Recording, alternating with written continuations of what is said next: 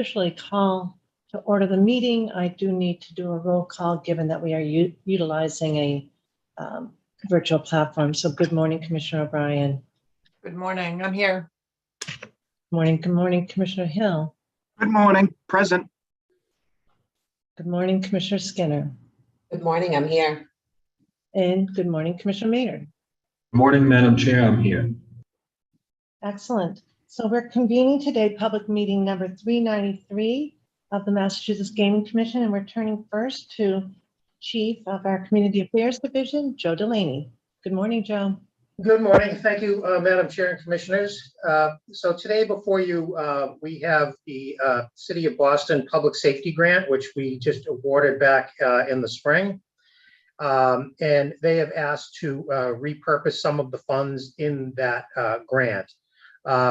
So the situation there was they had applied for some training funds, and that training was to have taken place in April of 2022.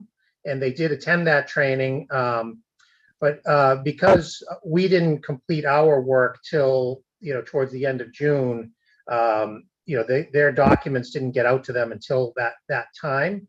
And according to the City of Boston, I think with their internal controls, they said they can't pay for something that happened before the grant was signed. So we don't have any problem with that. We've done that before. We've reimbursed folks, but it seems to be the City of Boston's internal controls that don't allow that. So what they had asked us to do was they were looking to purchase some ballistic vests for their officers, and that cost is $12,000. So they wanted to take the money that was from that training and put it towards that, and they also needed to supplement that with a little bit of additional money. So they were proposing to take $2,125 out of the overtime that we had authorized to make that whole. We had a couple of conversations with the city, and these are new vests. These folks didn't have vests previously, and the need was there for when they do raids and things of that nature in their human trafficking unit. And it certainly seemed an appropriate use for these funds. So we are recommending that repurposing be allowed. Questions for Chief Delaney.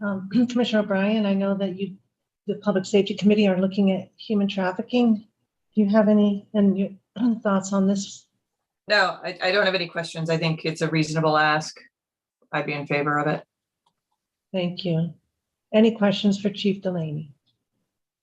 Okay, then I do know that you need a vote on this matter. Excuse me.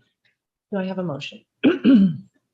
Certainly, Madam Chair. I move that the Commission approve the City of Boston's request to reallocate funds from its 2022 Public Safety Grant to provide $12,000 for the purchase of ballistic vest carriers as included in the Commissioner's packet and discussed here today. Second. Excellent. Any questions? Okay, Commissioner O'Brien. Aye. Commissioner Hill. Aye. Commissioner Skinner. Aye. And Commissioner Maynard. Aye. And I vote yes, 5-0. Thanks to you, Joe, and to your team, Mary and Lily. Thank you so much. Thank you, Madam Chair. I hope the rest of your meeting goes as smooth as this item did. Thank you. Thank you so much. As we move on to the next item, which is number 3 on our agenda, I wish to thank the legislature once again for its confidence in the MGC to stand up this new sports wagering industry here in the Commonwealth. As you'll note, today we will be focusing on the temporary licensing construct established under the new law. I've become aware that there may be an expectation that we will vote on this process and lay out a clearer timeline this morning. As I said in an earlier meeting, any new statute can reveal complexities as you begin to dig into its implementation and its practical consequences. The Commonwealth should be extremely proud of the level of interest sports wagering mobile and digital operators have signaled. Massachusetts, I think we can all really agree, is an exciting sports market. However, today you will learn that an outcome of implementing the temporary licensing process under the statute could require a dismantling process of ongoing vetting operations that could create significant destabilization to this new industry that all wish to see launched with excellence and integrity and in a timely manner. This is a matter that has required considered analysis since we learned more about the landscape of interest through the issuance of our notices of intent. So with that brief introduction to today's agenda, I ask that my fellow commissioners hold comment as we turn to Executive Director Wells and General Counsel Todd Grossman to walk us through the issues presented, and we will have ample time to ask questions and comment. So with that, Councilor Grossman, if you want to turn to item 3A, please.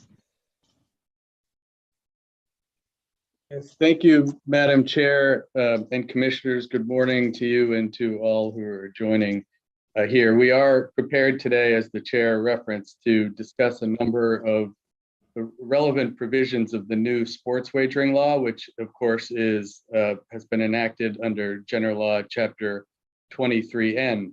We'll focus particularly on those provisions that relate to the temporary licensing of sports wagering operators. I've asked today our Deputy General Counsel, Caitlin Monahan, as well as Attorney Mina Macarius to walk us through the discussion. Mr. Macarius, as he will introduce himself a little bit more precisely, is a partner at the law firm Anderson and Krieger, our outside counsel, who have provided substantial legal counsel to us over the years, and particularly as we embark upon reviewing the new sports wagering law. So without further ado, if I may, I'd like to turn to Ms. Monahan to lead the discussion. Good morning, everyone. I'm going to share my screen. It'll just take 1 second.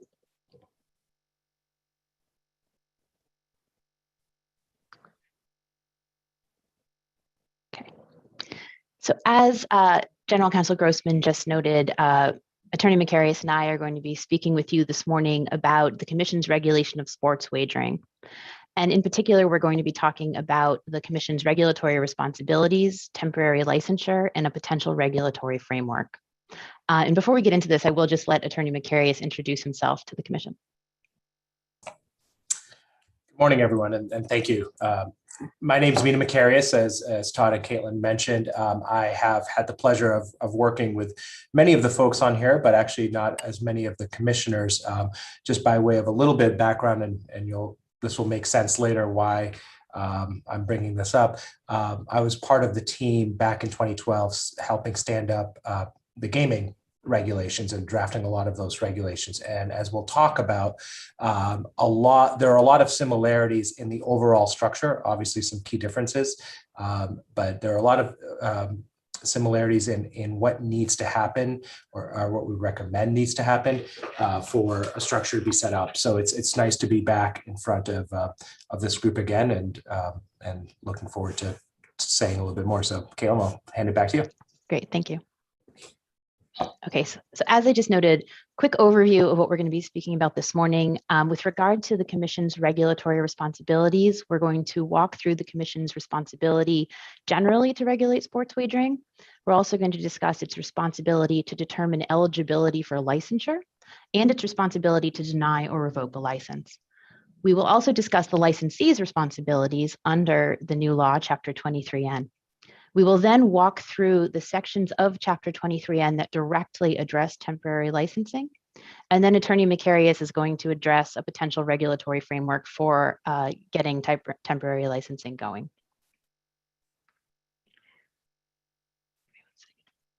So General Law Chapter 23N assigns responsibility for regulating and overseeing sports wagering to the Massachusetts Gaming Commission.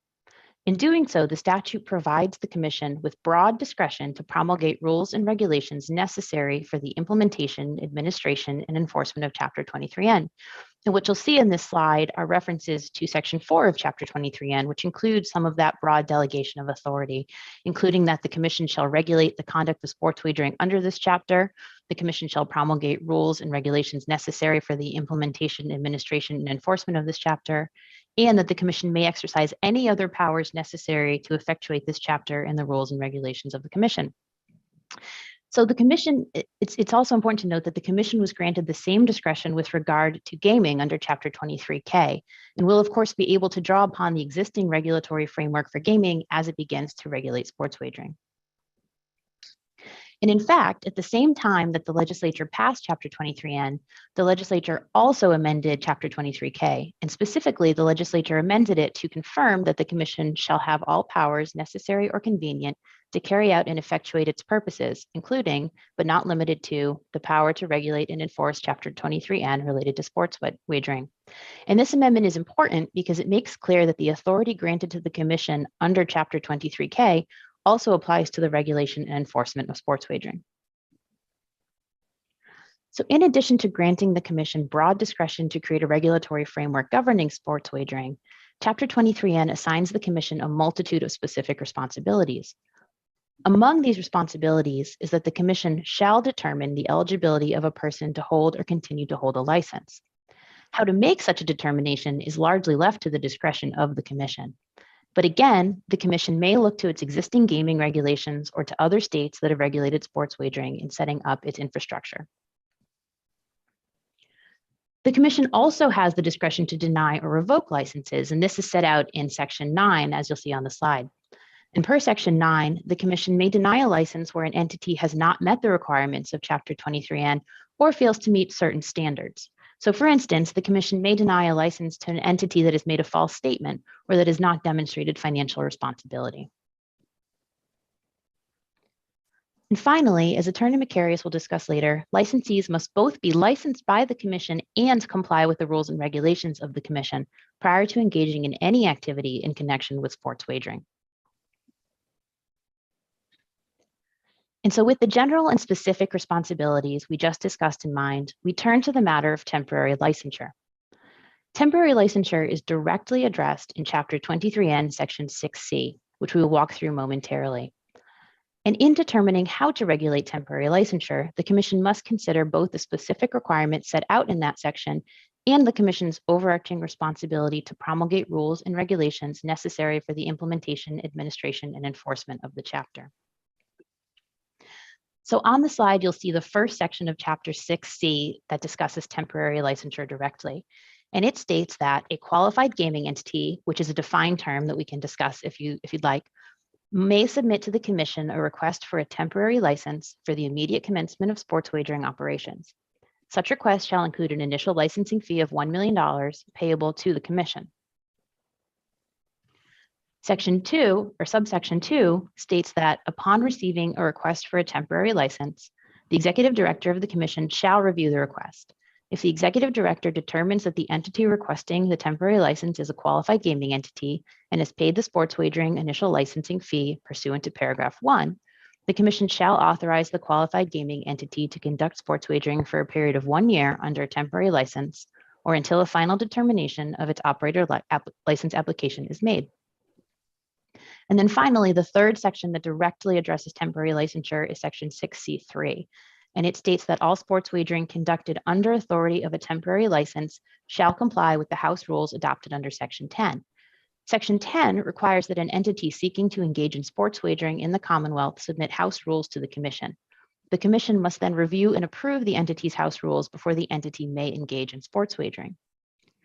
It will be up to the Commission to regulate the procedure by which temporary licenses are granted and the underlying regulations that must be in place before a temporary licensee may begin engaging in sports wagering. I will now turn the presentation over to Attorney Macarius, who will discuss a potential regulatory framework for temporary licensure. Thank you. And Attorney Monahan, if you don't mind just continuing to manage the slides, I'd appreciate that. Will do. So as discussed, the key here is that no entity can begin sports wagering without a license from the commission and without a license that's in accordance with both the chapter 23N, and the rules and regulations of the commission. So as I mentioned, thinking about what has been the commission's practice both in gaming and racing, as well as what other states have done around sports wagering, we have been thinking about this and would recommend thinking about this in sort of three big buckets of regulations that you might want to have in place to support temporary licensing. I'll mention at the outset, these are probably the same three buckets in a sense that would be needed for operator licenses, but this is just thinking about it in a temporary license context for now. And so just as an overview, the three are temporary licensing process. How are the temporary license requesters going to make requests, and how is the commission, including the Bureau and anybody else who needs to be reviewing, going to act on those requests? Once a temporary licensee receives a license, and there will need to be operational rules on how they operate. These range from everything, accounting protocols, responsible gaming, et cetera. We'll get to that in a second. And then lastly, how to hold licensees accountable if they don't follow those rules once licensed. So the temporary licensing process, again, this would mirror the existing license process already carried out by the commission with some notable exceptions we can get into, but obviously there is a need for some way to begin the process for applicants or requesters to submit their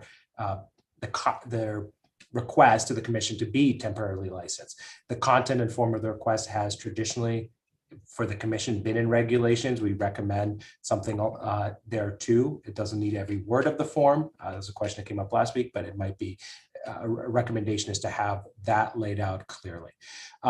Who needs to be licensed and who needs to qualify? As you know, in the gaming context, a lot of the actual review is of the folks running entities and involved in the process to ensure safety and security of the process. And so the regulations we would recommend would lay out who that is and the standards by which it would be qualified, which would tie back to the statute. Then there needs to be an explanation of the review process. How is the commission going to make those decisions? And finally, the issuance and form of licenses.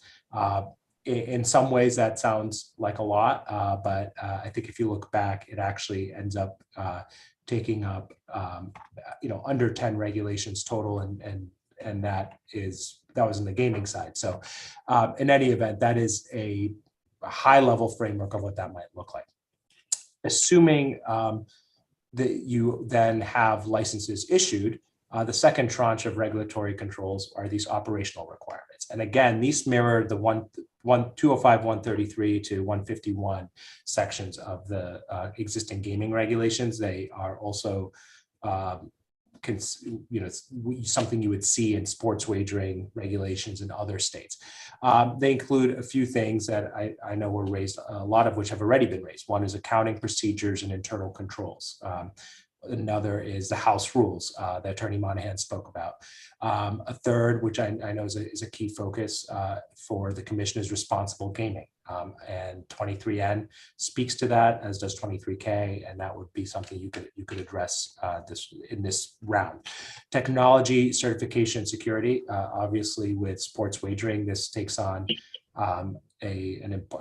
special importance, but there are models already for how the commission does this with respect to technology issues in the gaming side.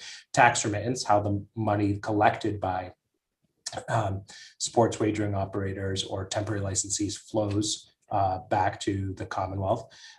Licensing, and then finally, licensing of employees and vendors who may be offering services or integral to the operation here. Lastly, the third tranche is what happens if folks don't comply with those. So the good news about this is it not only mirrors 205, and I apologize, I think that's my typo there. It should say 100. It's a 205 CMR 100 series. Not only does it mirror what's in there now, it probably can be accomplished or could be accomplished in large part with clarification of that the commission's authority includes sports wagering. And so a lot of the same powers, for instance, for the Bureau to investigate complaints, to subpoena witnesses, et cetera, to take disciplinary action, some of which comes from 23N, some of which is already in 23K. And finally, the interaction with other agencies, law enforcement, et cetera. So that's those are sort of the three big tranches that I would be thinking about or would recommend sort of breaking the framework into in order to stand up a temporary licensing. But as I said, there's a lot of this that would be true for both temporary and operator licensing. So I'll stop sharing. And Chair Judstein, we will be here to answer questions at whatever time you think is appropriate. Is this the conclusion of your piece? Yes, this is the conclusion of sections 3A and B of the agenda. For A and not for B. 3A and B, Chair. We put them together into this presentation. I think that probably we have some, I thought that there was going to be a little bit more fleshing out of some of the considerations, particularly around the tech issues. I do hear, Amina, and thank you so much. It is, of course, we're so appreciative of your work and your history with the Gaming Commission. So in terms of the walking through the statute, I see that, for instance, on technology, Executive Director Wells, I thought we might get a little bit more of a nuanced discussion around that. So before we go into any further discussion from the team, let's pause. Commissioners, based on what we've heard from our legal team today, do you have questions? Commissioner O'Brien? Yeah, I don't have questions so much as sort of comments on the analysis. I've been doing my own, being an attorney, although not in this function, obviously on the board, on the commission. And I had made the same notations that they had. There were a couple others that I also noted in terms of the interplay of 23K and 23N. And when you're looking at 23N in particular, also looking at, I believe it's 5B. So we talked a lot about 5A in your presentation, but it would seem that 5B also is relevant to the conversation in terms of needing to grant an operator's license, because it would seem that even under the temporary license scheme in the statute, that person would be an operator. Section 21 makes clear that only operators can, exercise sports wagering without committing a criminal offense. So I wondered also about 10B, because it talks about house rules, and you guys have focused on 10A. It would also seem that 10B is relevant to the analysis, which also talks about operators posting the house rules plus whatever else we as a commission mandate that they post. So I'm wondering if maybe a little more conversation about how, building on what you've said already, that even in the temporary license structure, whoever that person or entity is also has to be an operator and qualify under the requirements of operator under 23K, 23N. Caitlin? Yes. So the statute uses various terminology, as you know. It talks about temporary licensees, it talks about operators, and it talks about licensees more generally.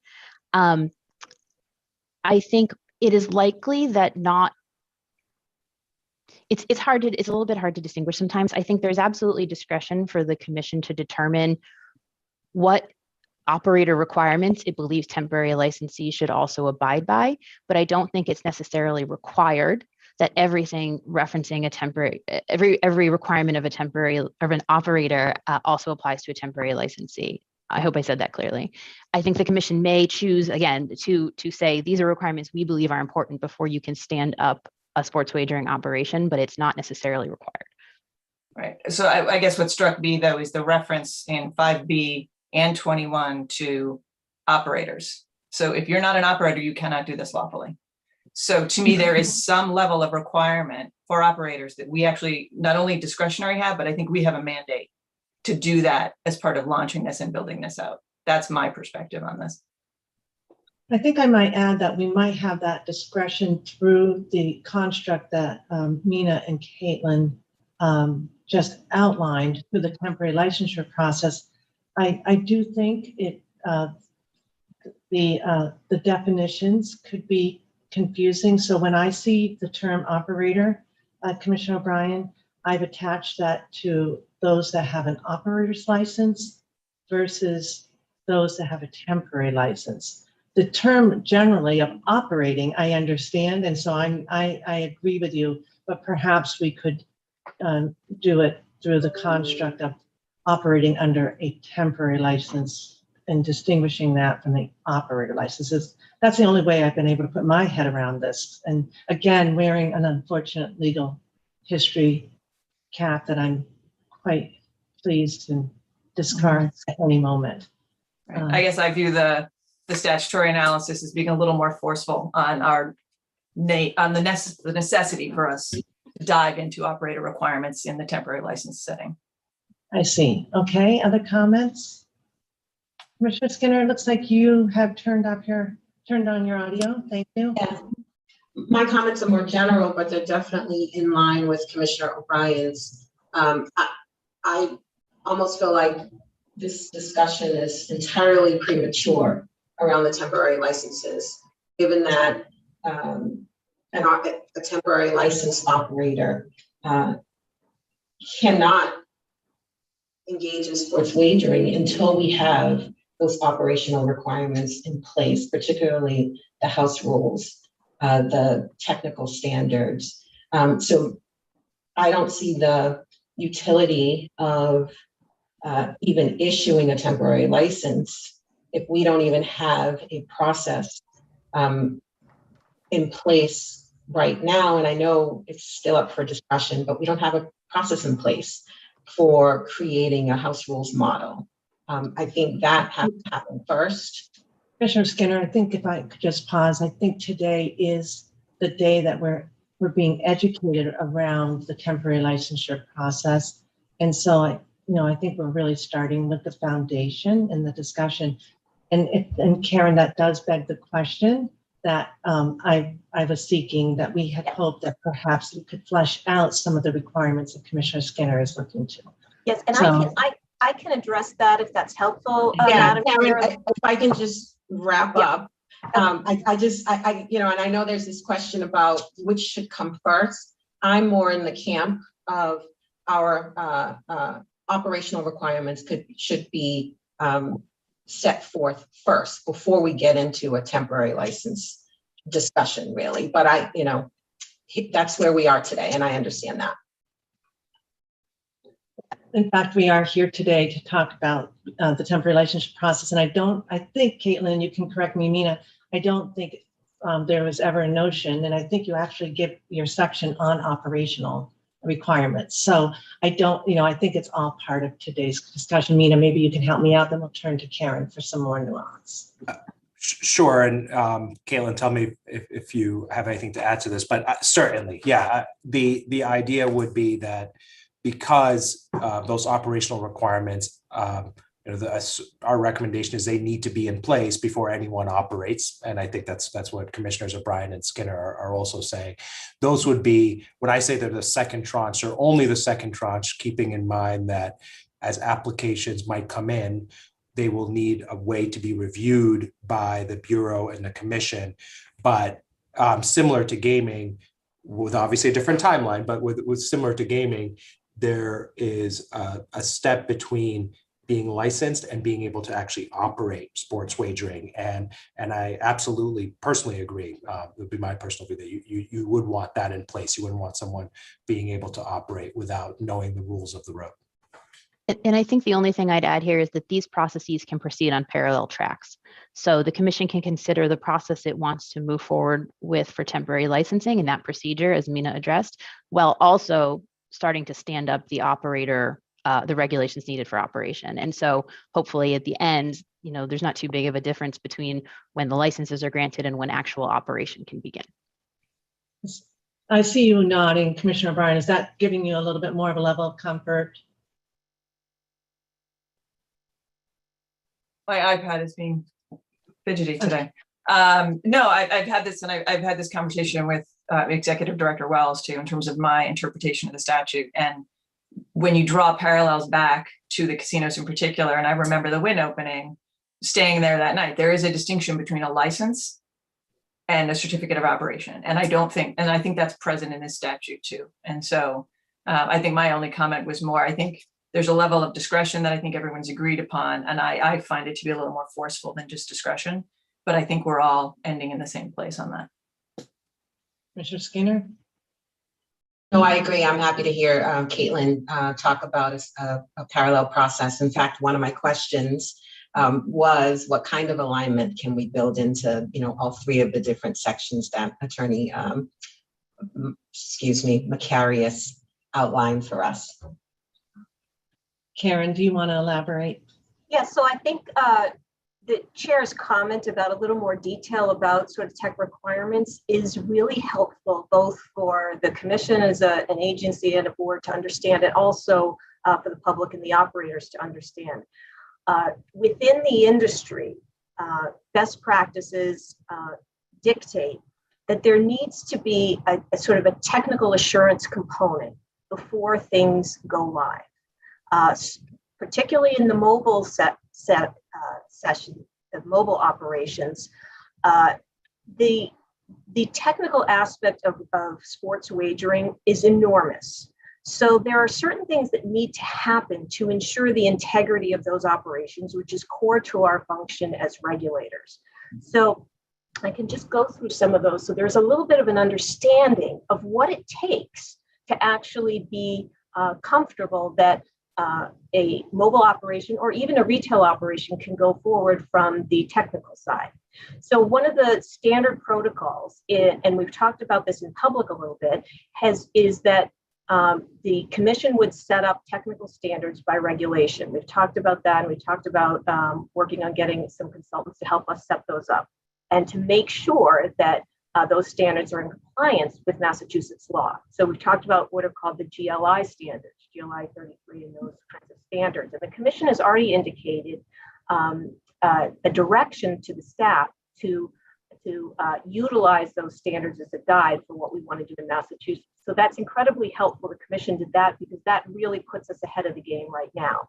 But and the process would be the commission sets up those regulations, and then any operator, their platform would need to comply with those regulations and make sure they're doing what they're supposed to do.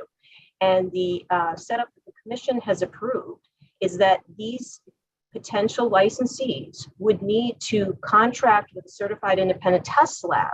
So a contract that would enable them to get their platform tested to make sure that they're in compliance with Massachusetts regulations.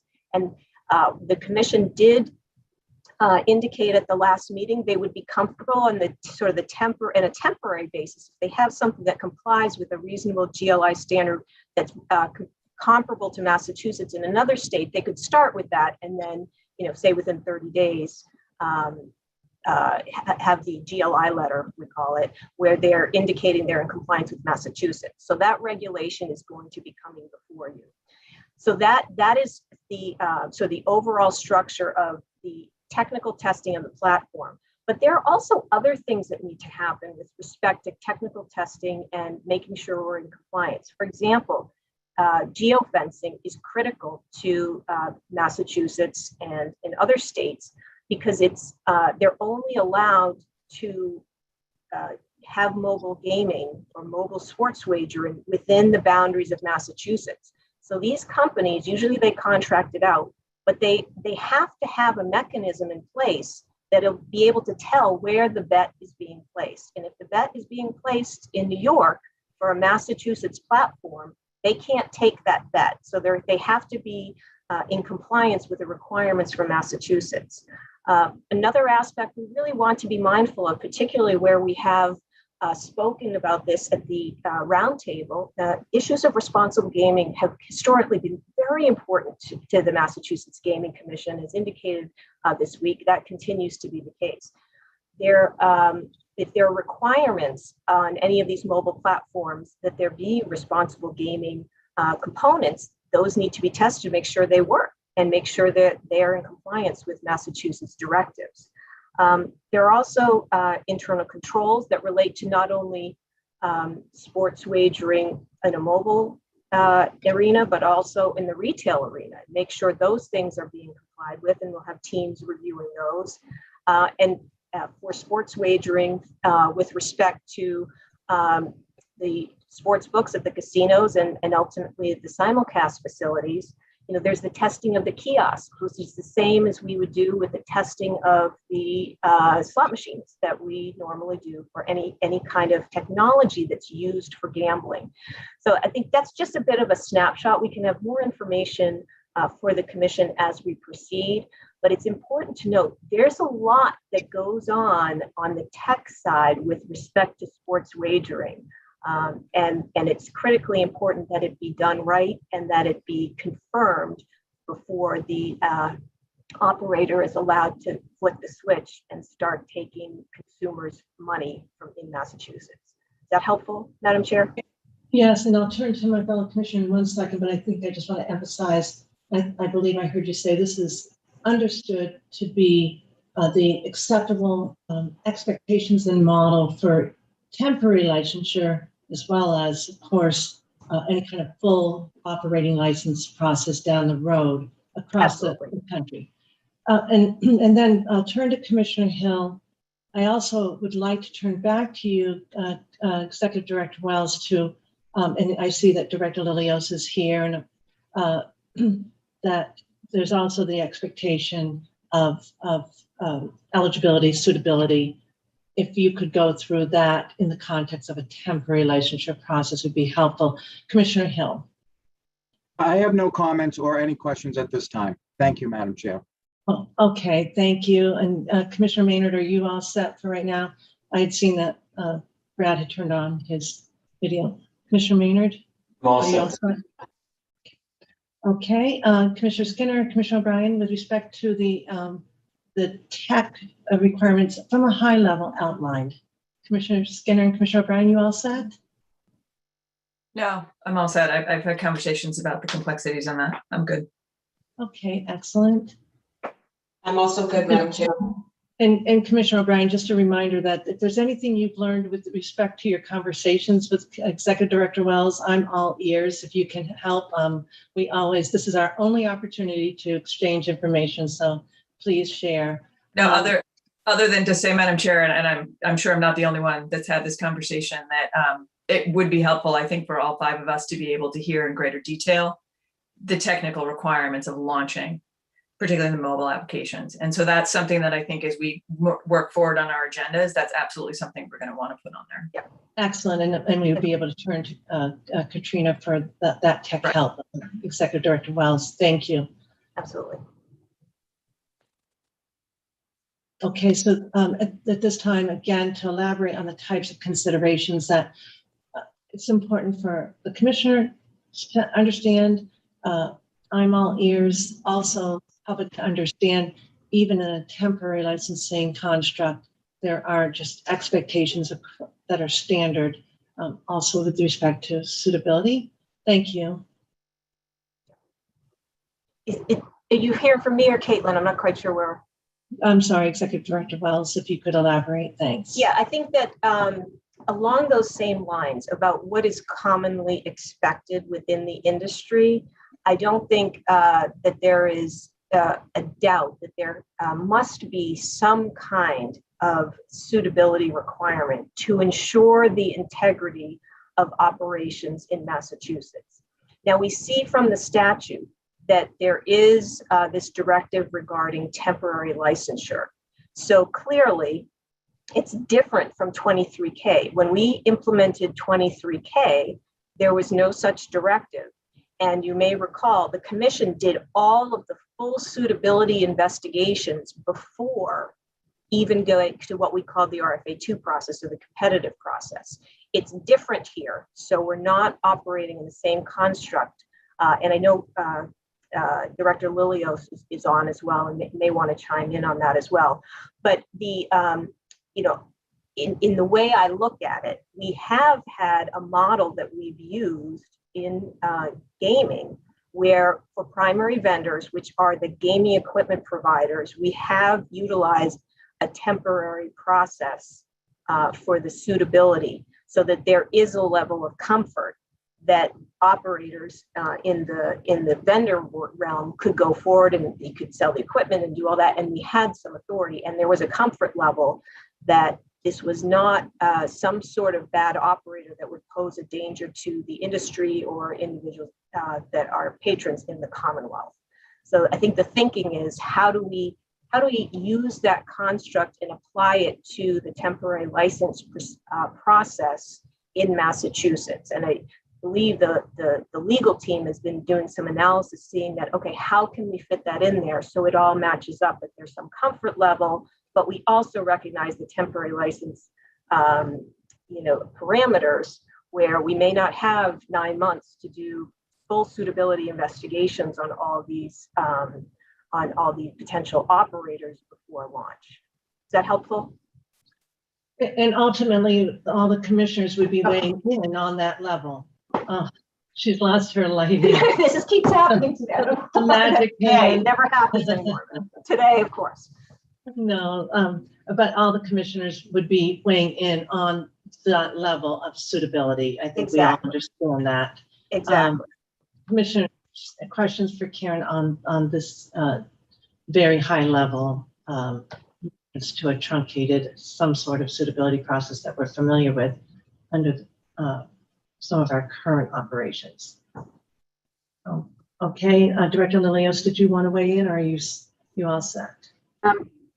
Just to sort of reiterate and expand just a little bit on what Karen said, that we do currently use a process for temporary or provisional licensure for not only the primary vendors, but also the secondary vendors, also the key employees and the gaming employees.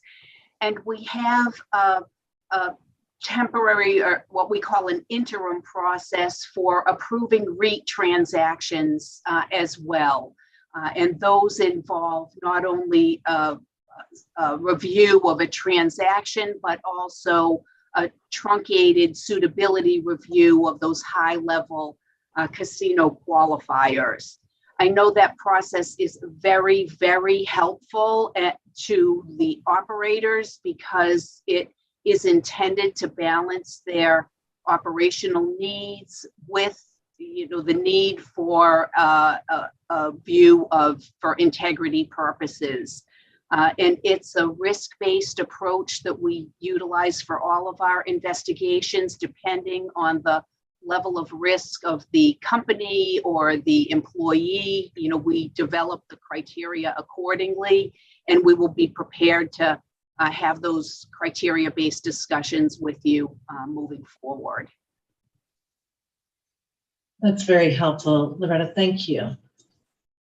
Okay, Karen, are there other considerations that we want to touch on? And again, justice on the front end of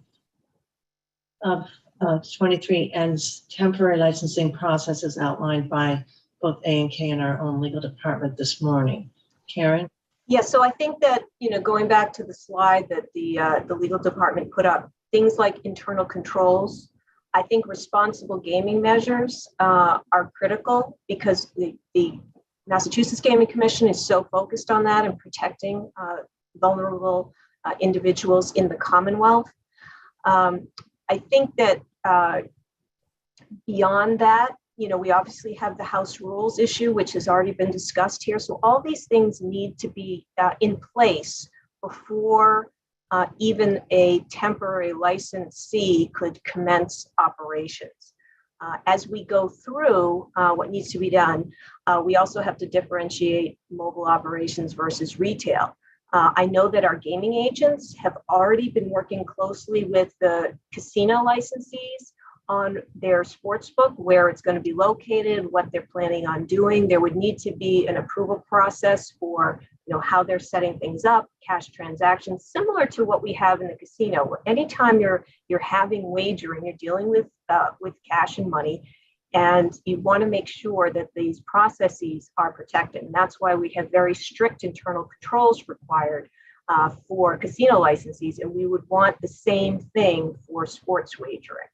So there is a lot that needs to happen. I think we have the staff members that have the ability to do this and do this quickly, but we just have to remember there are certain protections that need to be in place. And this is why you have regulated sports wagering as opposed to just, anybody can do whatever they want.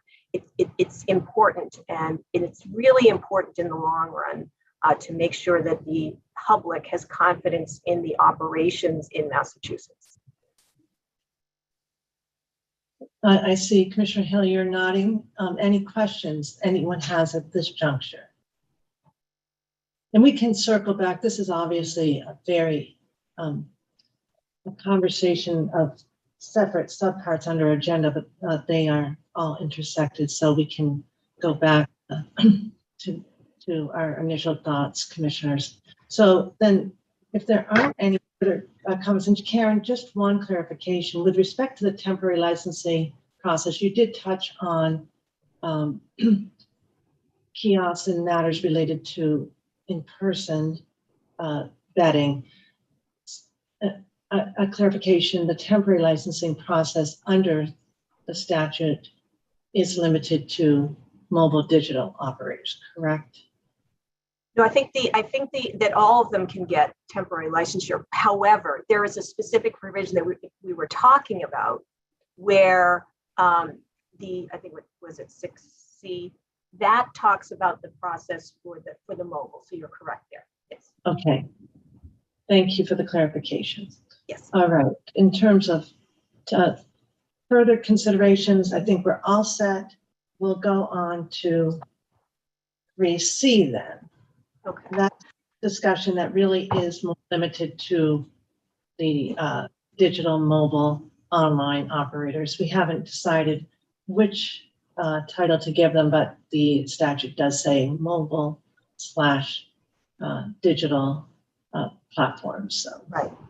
Yes. And as I begin my presentation on this issue, I'm going to use the term untethered to mean those Category 3 licensees or the mobile operators, the digital operators that are not tied to either a Category 1 or a Category 2 license.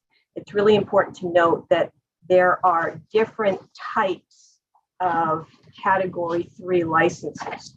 And so for the purposes of this conversation, when I say untethered, I'm referring to ones that are basically operating independently. So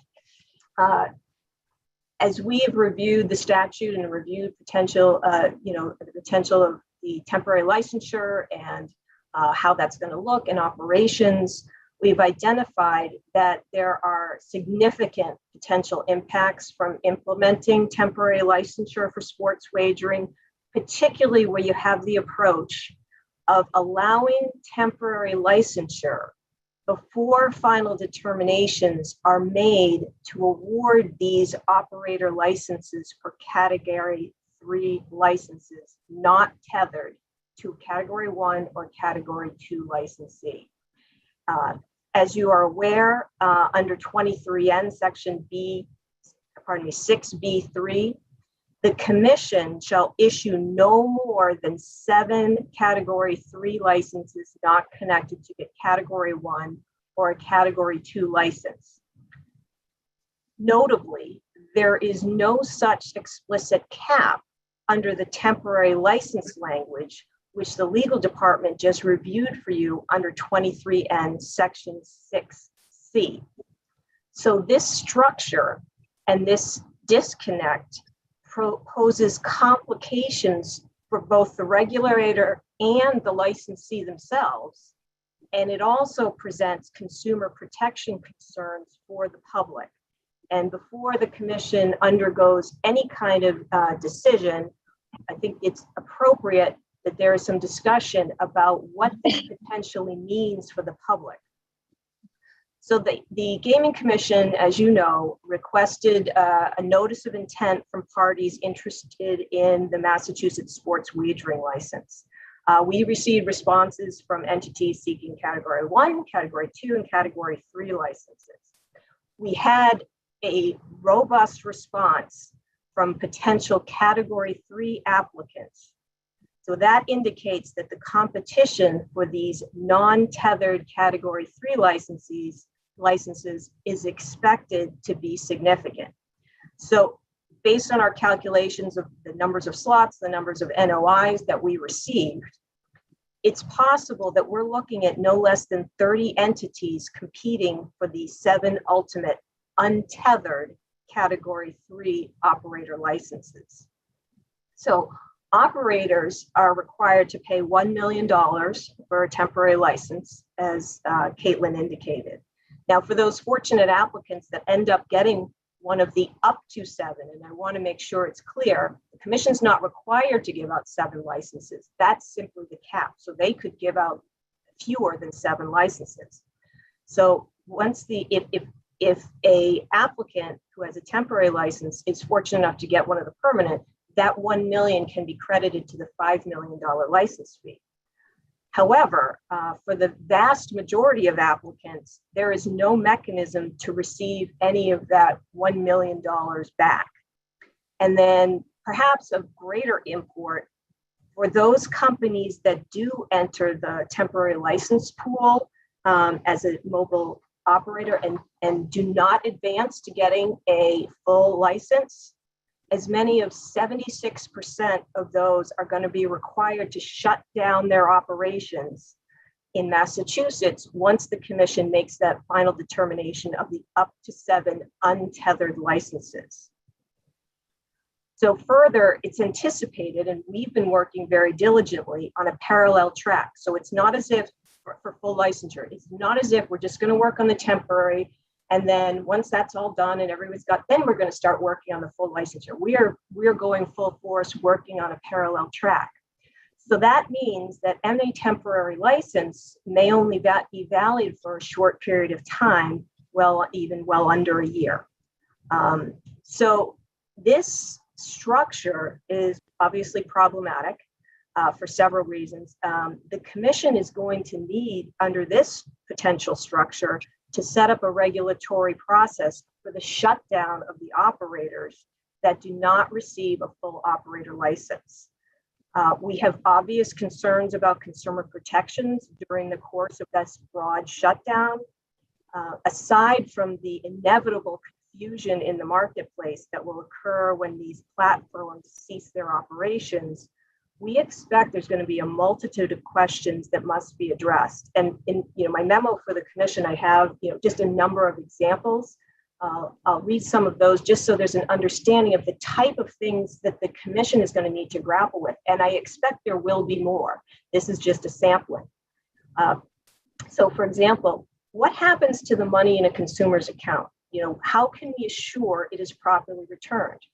If there are potentially 23 operators that need to shut down, and Jane Smith has money in an account with one of these operators, and one day the operation shuts down, how do we make sure that that Jane Smith gets her money back, especially once they're no longer licensed, and the commission doesn't have that kind of regulatory authority that they have over a licensee? Another question was, what happens to a wager that's been placed for a future bet when the operator was shut down before the event occurs? So someone in November places a bet for the Super Bowl or for something for March Madness, and then the operator needs to shut down before then. What happens to that future bet? How is that rectified?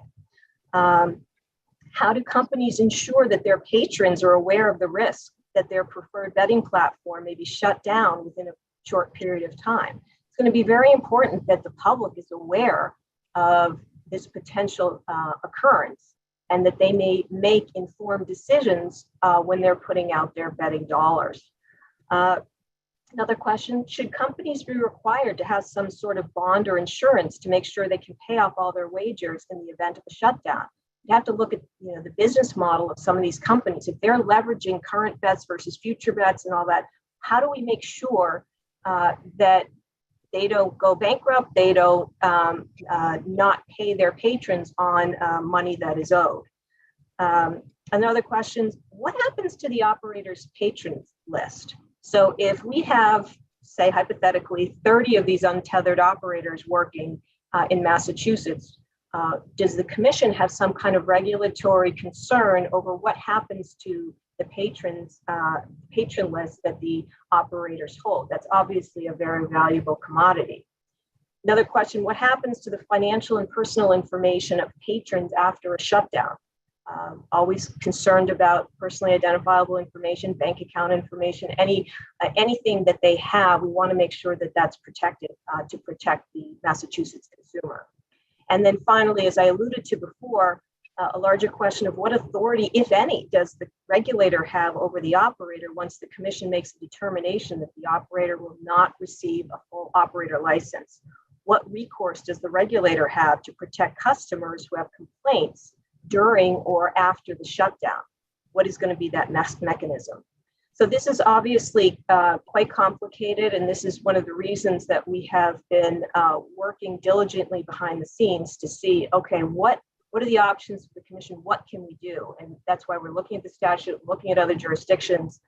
It certainly would be beneficial to hear from the prospective applicants on this issue as the commission makes decisions on the best way to proceed.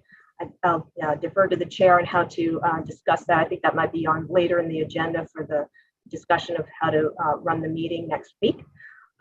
The staff right now, we're not aware of any other jurisdiction that has dealt with this potential structure. So given this novel landscape, we do not have the benefit of the experience of how other jurisdictions have navigated this complex issue. So I will note, if there is some jurisdiction out there that has done that we are unaware of, we welcome that information. So I have put in the memo that's in the packet, the MGC comments email, mgccomments@massgaming.gov. So if any member of the public, an interested party, the lawyers that are interested in this, this analysis, if anyone is aware of a situation where a jurisdiction had to do some sort of massive shutdown of operations, or at least a partial shutdown of operations, and they can direct us to that jurisdiction, that would be most welcome. We are trying to figure out best practices here, and we certainly would welcome any input. So as we move forward, we'll need to work to anticipate any problems that may arise, particularly that impact the protection of Massachusetts consumers and the confidence that the public is going to have in the integrity of sports wagering in Massachusetts. So this is the significant issue that we have been aware of and dealing with since August 1st when we received the legislation. What is the best way to deal with this? And we are just bringing this to the commission in public settings so that you can have some more discussion and figure out what would be helpful to you to navigate this issue. So I'll pause there. There are some related issues that we have identified on the agenda. This simultaneous versus staggered launch. I can get into that a little bit more. And then, as we've mentioned, there is a contemporaneous process for a full operator license, including a competitive process. So I just wanted to note those things are on the agenda. I can get a little more into the staggered versus the simultaneous launch issue, but I think maybe pause here for commission input. Yeah, I think we should pause. And then again, you did touch on the last matter, but let's pause on staggered. Commissioner O'Brien, actually Commissioner Hill, I think you were Bill unmuted before me. I would always yield to my friend. Go ahead. In terms of the temporary licensure conversation and how we deal with it, I think part of the reason I was bringing up, in my view, the interplay of the operator's license and the portions of the statute that require an operator's license, to me, and statutory interpretation says you have to read statutes holistically. We had this conversation Monday about how 23K and 128A and C interplay. You have the same interplay here. And in the very next subsection of section 6D, it talks about prior to issuing an operator's license, the commission shall commence an investigation into the suitability of the applicant.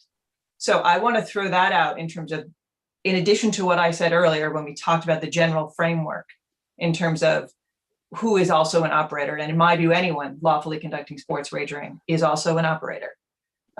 There's a process where that temporary licensure could come into play in the broader context of the operator licensing that needs to commence prior to the issuance of that operator certificate, but does not need to complete. So there could be harmony between those in this process through our rules and regulations. I think we have the authority to do that. Now, there are some other concerns that you raised, Director Wells, too, in terms of, these are all discretionary. The 7 untethered are discretionary. That number could be 0.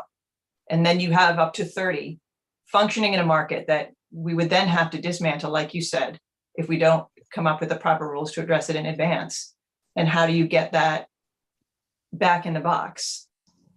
That is something that absolutely, to me, we talked about emergency regulations, et cetera. I mean, to me, that is one of the ones that I would do first, is sort of what is the worst case scenario and how do we protect the public from that worst case scenario? So those are my thoughts on these. I cannot, to use your word, untethering, I don't untether temporary from operational licenses. I don't think we as a commission have to in our ability to interpret the statute. And then I would yield back to Commissioner Hill. So my only Could I question just is, ask, I'm sorry, Madam Chair. Director Wells, did you have any reaction tonight? Are you all set? Sure. I just want to make sure, again, I might be misunderstanding. Was that how you were using the term untethered? No, I think Eileen was using it in a different context, just That's what I thought. Okay. just capturing the word. I was trying to be creative. Okay. I wondered. I want to make sure we're all on the same page. I'm following you, Commissioner O'Brien. Commissioner Hill, excuse me. So here's an issue I think could happen, and I just want my friends in the legal world to help me understand this. But let's say we give out temporary licenses, we give out 23. Now we have to get it down to 7. Is it possible, and could this happen? We start the industry, one of those 23 or 30 are not happy that they weren't given one of the 7. Could they then go to court and put a stay on the entire industry as we try and figure this out? Because my fear is we start the industry, then all of a sudden somebody isn't happy because we went down to 7. They go to court and they say, this isn't right, what just happened. And they ask the court to put a stay on the entire industry. Is that possible, that could happen? I would say that you can always go to court. You can file any claim. Whether that is determined to be a valid claim is a different question and would be, you'd have to look at the facts in particular, but I do not believe that there would be a strong claim that reducing the number of licensees from 20 something, 30 something to 7 pursuant to the statute would be a particularly strong claim. I don't think I'm asking the question going from 23 to 7. I'm asking if somebody got a temporary license and then all of a sudden they weren't allowed to do business in Massachusetts, could they then go to court and ask for a stay of the whole industry until a court ruled? They could certainly ask for it, but I don't think it would be a strong claim. Okay. Just to supplement that, they would have to demonstrate a likelihood of success based upon their argument. And we would likely have ensured that whatever we do is in conformance with the law. So hopefully people would not have any likelihood of success. But yes, there's no way we can ever stop someone from that. So Commissioner Hill, perhaps your point is that it could be just further disruption. Is that what you're getting at? Yes. Yeah. And Thank you. To Commissioner Hill's point, you also never know what kind of claim someone may file, and that someone may come up with something creative that we have not anticipated. You just never know. Commissioners, another question or comment? This is back to Director Wells' memorandum and discussion on item C. Commissioner Skinner. Thank you, Madam Chair. I would like us to stay as far away from a scenario where we're closing down or shutting off a sports wagering operator. And I'm interested in kind of exploring what legal authority the commission has in limiting the temp licenses to 7. I don't know if we've explored that adequately. I think that, just given, the general authority of the commission in the statute 23K, 23N, as well as our regulations, I mean, is there room to interpret that authority to limit, to allow the commission to limit the issuance of temporary licenses to 7, particularly where we're talking about potentially shutting down an operator. Should we pause on that question, Commissioner Skinner? Sure, we can. Do you need to elaborate on it? Because so that's presented to the legal, both our legal team and A&K, and I do want to note that we also have Lon Povich from A&K here again. Mr. Povich, thank you for appearing today. Reactions to Commissioner Skinner's question. Councilor Grossman? I think that's, of course, an excellent question. I think one of the threshold questions that needs to be looked at in order to be able to answer that question is how the commission views the language in 23N that discusses temporary licensure and what the purpose of that actually is. We, of course, need to make sure that we don't read the provision out of the law. So we need to establish what the purpose of it is. Because in order to limit the number of temporary licenses to 7, one would necessarily need to undertake a competitive process of some sort. We need to just ensure that all of the provisions of the law are read in harmony.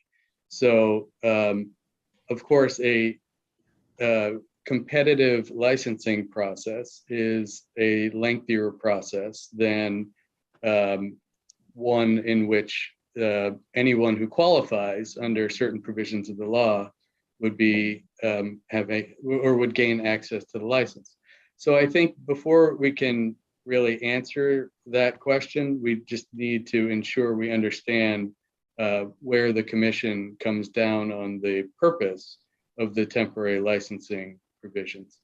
If you were to find that we did want to limit the number of temporary licenses to 7, we would have to just have an understanding that the process will be lengthier than otherwise. So I think that's, for me, when I look at that specific question, and we have talked about that, of course, I think that's the critical component, is just understanding where we stand on the temp license provisions. Councilor Grossman, I think if we could look back at the language under section 6C, subsection C.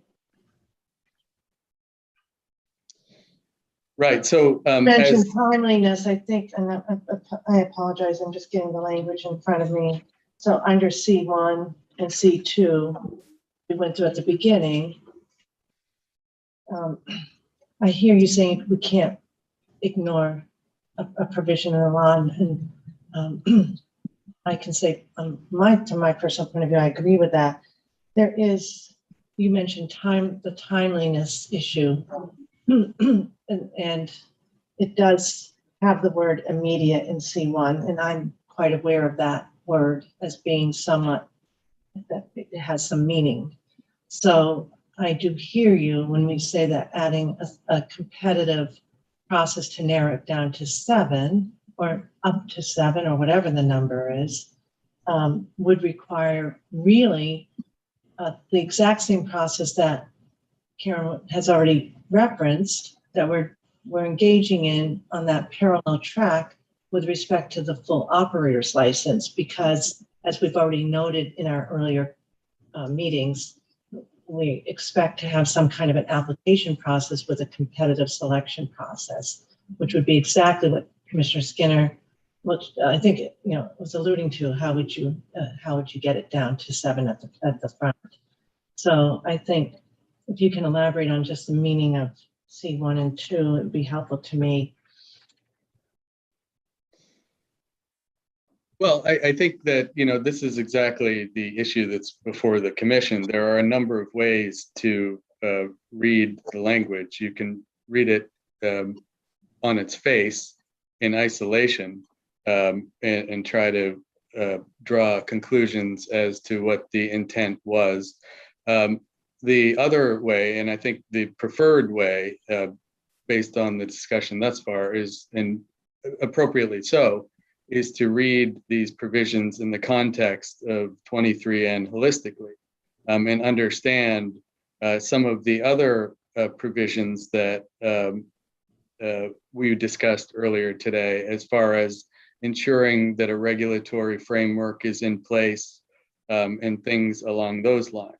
And that doesn't quite get into Commissioner Skinner's question exactly, but ultimately, but yes, the word immediate, I'm just trying to pull it up here before me, is used, but that doesn't necessarily mean tomorrow. It has to be reviewed in the context of what we're trying to accomplish here. That being said, I think we do need to spend. That's to pause, because I wanted to point out that that was why we went through on A and B, all of those processes that actually are very much accepted throughout the industry. Commissioner O'Brien, you're nodding your head. That includes that suitability issue, truncated or that level of suitability that we would expect. So, but in terms of that, if you mentioned time, it would add time. It would expand the time frame if we engaged in a preliminary competitive selection process to address Commissioner Skinner's point or question. Yeah, I think so. And I think to that point, Madam Chair, I think there are ways to do it in a truncated fashion where it's not let's say, the full suitability process that we're accustomed to. And Ms. Lilios and Ms. Wells already addressed some ways that we could accomplish that. And there are other ways to do that as well. But I think it's needless to say, receiving the temporary licenses, if they're limited to 7, and then we undertake the full competitive process, would offer some advantage to the 7 who received the licenses. So we would have to ensure that there is a really thorough review process in place to ensure that those temp licenses are given to really deserving applicants. I think one question I would have is, would it result in a lot of duplicative efforts if we engage in that competitive process upfront for temporary? Would we be doing the same exact thing again? And I think that's really, that gets to the heart of the matter. I think exactly it's what would the temporary licensing process look like if it was done in a competitive fashion vis-a-vis the full process, and what elements would be looked at in the beginning process as opposed to the full process, and what other information would the commission be interested in knowing after the temporary licenses have already been issued and those operators are up and running, and now they have some experience here in Massachusetts under their belts. So yes, I think there would certainly be some overlap. It's certainly, I don't think that is necessarily a deal breaker, but I think we would certainly just have to think through how this was done. I will just suggest that we do have the ability to piece this together if that is the direction the commission is interested in going. And when I say extended process, it will be a little longer, but I can't say exactly how long that would be. I wouldn't anticipate it would be lengthier than anyone could really tolerate. So Todd, on that expanded timing front, I can see a situation where I am more comfortable with one suitability review approach over another based on the number of temp licenses we're talking about, right? So if we're talking about 7 licenses, I might be on board for a really truncated suitability review process. But if we're talking about 50 licenses, then I would want to see a more in-depth suitability review conducted. So it does play hand in hand, in my opinion. I think that makes a lot of sense. And of course, there's all the things that have already been set out that we'd want to consider too: financial ability, experience in the field. There are all kinds of considerations that ultimately, of course, the commission will likely be interested in reviewing before determining which entity to offer the full operator license to. And we'll have to go through those and determine which you would want to look at precisely when it comes to any kind of competitive temporary process. There will necessarily be overlap for sure. But again, I don't think that is necessarily the biggest hurdle to clear. Other questions or comments for Councilor Grossman? Madam Chair. Yes, Commissioner Maynard. We've discussed the worry of, and this isn't new to both the director and Todd, we've discussed the worry of reading out the temporary licenses, the process under the law, but I actually worry, and I've said this, but I want to kind of explain it, about practically reading out the Category 3 provision out of the law in the short term. And I know that we have to follow what the law requires, but we should be clear that there are potential dangers in our charge of implementing this law. I'm worried about implementing a licensing construct that saturates the market with temporary licensees who do not ultimately become Category 3 licensees under that kind of heightened and more robust standard and protection. And it will, as for all the reasons and said over and over again, create instability to the temporary licensees, to the Category 3 candidates, and ultimately to the consumers. These problems do stem from the fact that we have no cap on temp licenses, but we have discretion to issue from 0 to 7 under the Category 3, which includes full suitability. To me, the best way to fix this issue, right, and the point I'm trying to make, is to get the Category 3 provisions up and running as soon as possible and to move quickly on them, right? I'm more worried long-term about reading Category 3 out than reading the temporary licensure piece out. That's just my perspective. The quicker we get the full thing done, the easier this is going to be and the more stability it's going to create. Commissioner Bryan? Yeah, I can see your perspective, Commissioner Maynard. I have a concern about the lack of sunshine provision in this, and that I think there is a mechanism in the current statute for us to write our regulations to address some of the points raised by you, by Commissioner Skinner, by all of us, that, again, harmonize the different references. There's a reference to these temporary licenses expiring at a year or upon final determination of the application for an operator's license. So the intent is clearly also linked to the application for a full operator's license. There may come a time when these become almost illegal. If we already have 7 up and running, what would be the point if you can't also get a final license? I mean, there are ways that I think that we need to do deeper dives on this analysis in terms of the regs. Looking at capping it at 7, Commissioner Skinner, things like the consequences to pulling out. What kind of bond would be up? What are the consequences if you put up and don't put in for a full operator's license? I have concerns launching 3 before we do 1 and 2, because I personally have more confidence in the suitability in 1 and 2 because they've already been through the process. There are controls for responsible gaming already in place that we know work incredibly effectively with the team that we have. And so I think parallel tracks are going to be critical to this. And I think we need to do a deeper dive to look at this holistically so that the intent of the statute is done in a way that complies with our responsibility to protect the constituents and to protect, as you pointed out, all of you, Commissioner Hill, everybody, the stability of the industry as well. Commissioner Maybe O'Brien. you want to respond? Sure. Yeah, if I may, and maybe I wasn't clear enough, I agree with you that you know, the category ones and category twos. I'm really comparing the category 3 to the temporary untethered process of giving out 40 or 50, right? So when I say that, I'm really comparing that category 3 to the temporary, not the category 3 to 1 and 2. And I do think that that's I agree with you. I think we're actually rowing in the same boat. Okay, Commissioner O'Brien, you want to respond?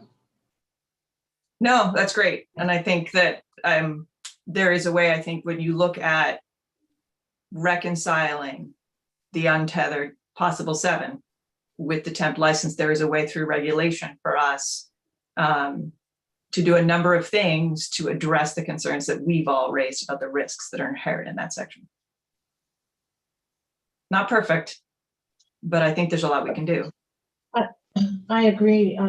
I agree that prior to probably understanding the extent of the potential pool of participants in a temporary and licensing landscape, until we learned that number through the notice of intent, I think all of us had been thinking about these issues about how do we get to that level of confidence in our authority. I appreciate today's presentation to emphasize that it is broad in our discretion to provide those safeguards that have all been mentioned and to address the considerations that have been mentioned.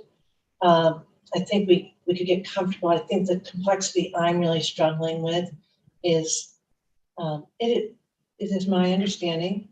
I have to turn on my lights just. There we go. You're okay. I've gone in the dark, and maybe that's actually symbolic. I'm struggling with the idea that the temporary relationship pool was not limited by the legislature. There's probably some legislative history to look back on and how that happened, but it was very intentionally limited with respect to the full operator's license. And so I think that it's my understanding from really over the last 3 years of hearing from in other jurisdictions and watching the business models unfold that entry into at least the mobile digital operating world, entering together because of the intensity of trying to attract your patron is so critical that there was probably an intention to let everybody start swimming early on. I'm not sure I feel comfortable that we have the legal authority to limit that pool. I just don't know if we have that legal authority because it's so in deep contrast. With that said, if we, we're deem that we have that, I do think that might just be more and more work and delay on constructing this temporary process. However, the outcome of having to shut down what will probably, in fact, let's assume that there isn't any cap, and like Brad says, Commissioner Hill says 23 are in the idea of having to issue notices to honorably operating businesses that just didn't happen to make our final cut of up to 7 is just untenable to me. And then the fallout to customers, as Karen outlined so well in the multitude of questions there, and Karen, you could probably think of the same number of continuing numbers. It's just a construct that I would say was never intended here by our thoughtful legislature. But I haven't figured out a practical workaround, and that may bring me back to what, Karen, we want to hear on the next couple of points. why we absolutely do need to hear from these operators, and we will ask this for input on this issue next week at what we're calling a roundtable, and I can elaborate on that. But I can say that I'm still really struggling as to the construct as it's written, with the full integration of 23K, 23N, and that broad discretion that we have. Commissioner O'Brien, did you turn off your audio? No, I just never muted myself, so. Oh, okay. But you were nodding. Did you want to help me out or give contrast? No, I mean, I share the concerns and the frustrations. And I think that what is in front of us right now, I think that there are options. As I said, they're not perfect, but I think there are some ways to mitigate the risk. Unless and until there's a more permanent legislative fix. Right. One other matter that I would just say is that customers will need to understand this, if there are even ways to mitigate it, that going into a landscape where their preferred platform, if they are engaged in a temporary pool, may in fact have to be shut down under this construct. I think we may be having some different thoughts as how to interpret the construct, and I'm all ears about, in terms of statutory interpretation. But right now, I guess I should just turn to our legal folks. Are you imagining the outcome that Karen explained, that there is a possibility that, and again, setting aside the idea of reducing the group, without reducing the group from the onset, is Karen's description of the outcome aligned with your thinking in terms of your interpretation of the statute? That they would require us to ask, potentially, assuming larger than our final selected group, potential of having them disengage their operations. Anyone want to answer that? I see I'd be Todd. happy to answer that. I think that would certainly coincide with just a plain facial reading of what the statute says, which is not to say that there aren't ways to read the statute that would allow for different approaches.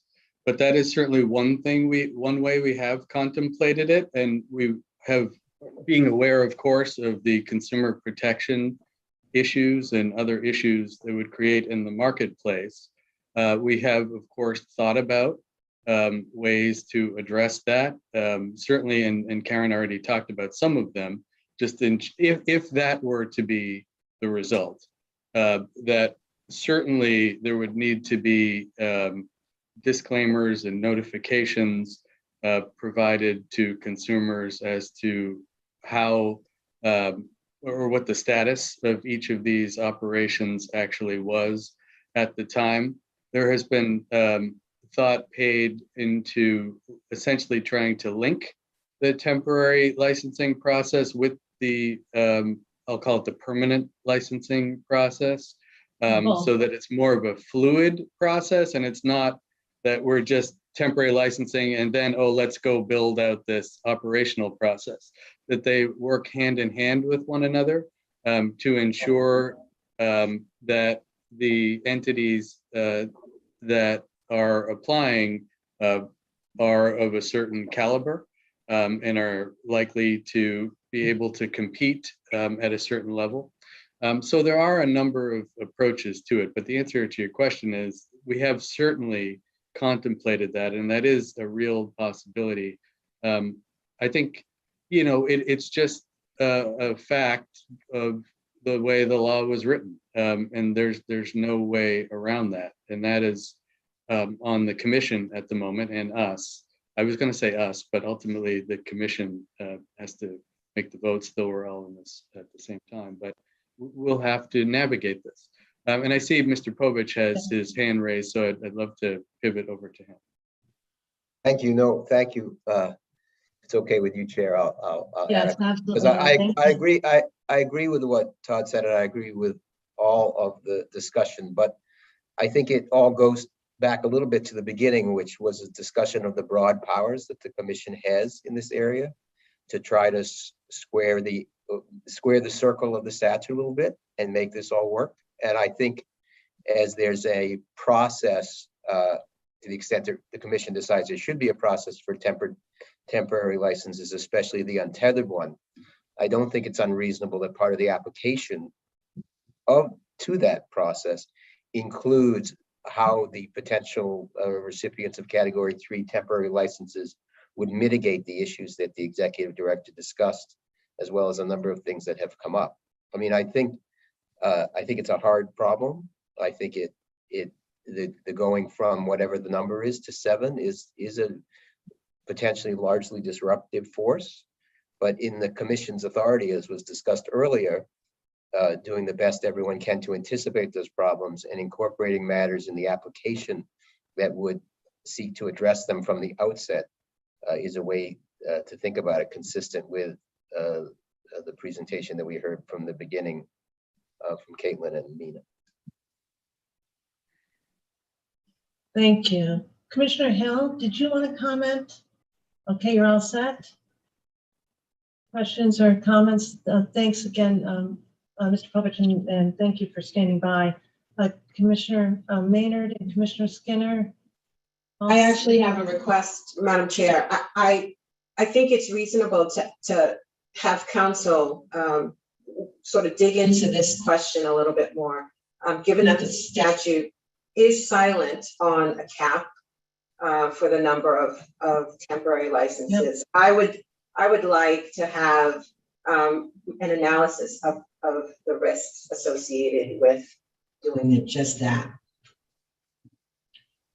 Thank you, and that would help me out at my struggle, Commissioner Skinner. So thank you, Executive Director Wells. Yeah, Madam Chair, you had already referenced this, but I thought it might be helpful to also overlay another complicating factor, and that's the issue of simultaneous versus staggered launch, and how this ties into this whole issue of, do you want to do some kind of competitive process in narrowing the field of the untethered mobile operators. My expectation is that everyone wants to get going, and if there is an added time component for this process, then the commission would undoubtedly have to wrestle with the issue of, do you let certain parties launch because they're ready to go and they don't have this issue of the competitive process, or do you want them all to launch at the same time? Different jurisdictions do things differently with respect to a staggered versus a simultaneous launch, so there's precedent for different ways of doing it. You could implement the retail operations first, and then all of the mobile, both the tethered and untethered. You could do the retail and the tethered mobile, and then do the other untethered mobile afterwards.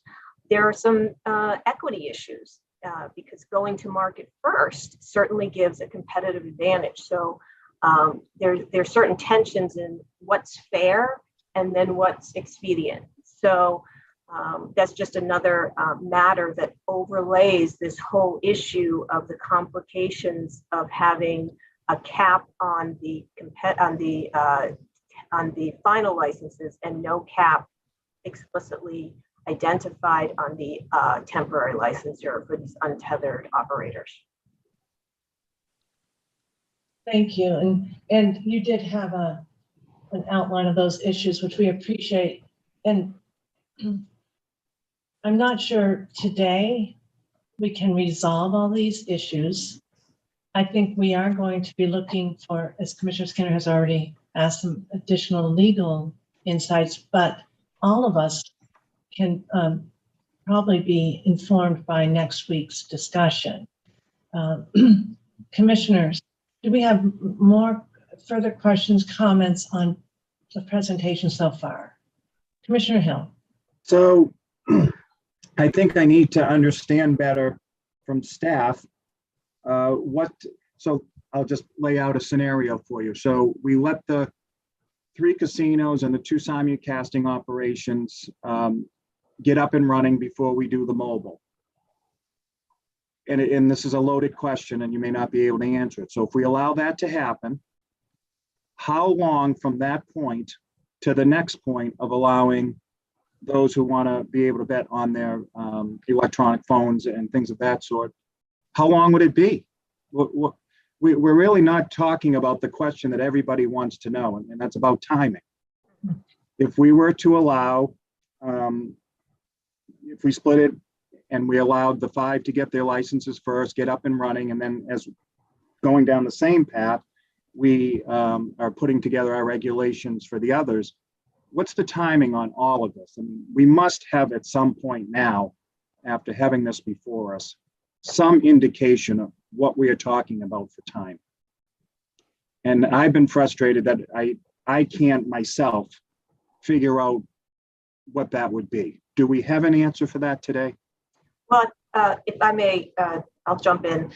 I think that there's an initial threshold question, which we already identified. Is that, and I assume you're talking about because there would be a competitive process before we could launch, and you're not launching everybody because they just requested a temporary license. Okay, so the initial question is that competitive process, is it some kind of truncated competitive process just for temporary licensure?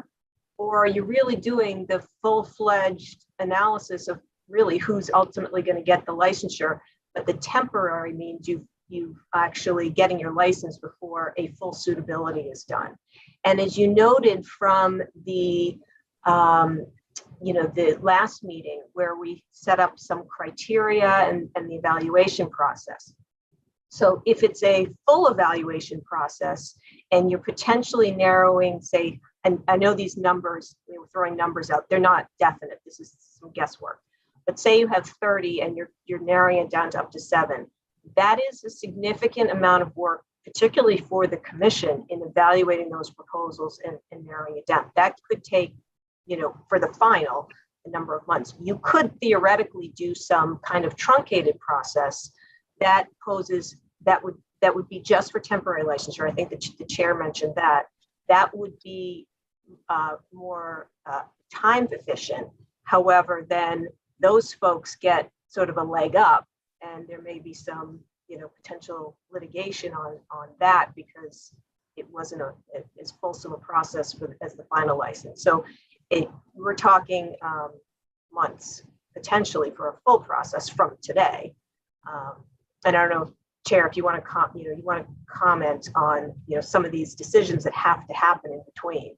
But there would be a significant gap between launching without a competitive process, and then the others that would need to go through a competitive process. And then the other question is, do you allow the mobiles that are tethered to the casinos and the simulcast facilities to operate in the mobile environment while you're doing your competitive process? Because then there's sort of a disparity between two like parties or two like categories, I should say, because they are both competing for the mobile market.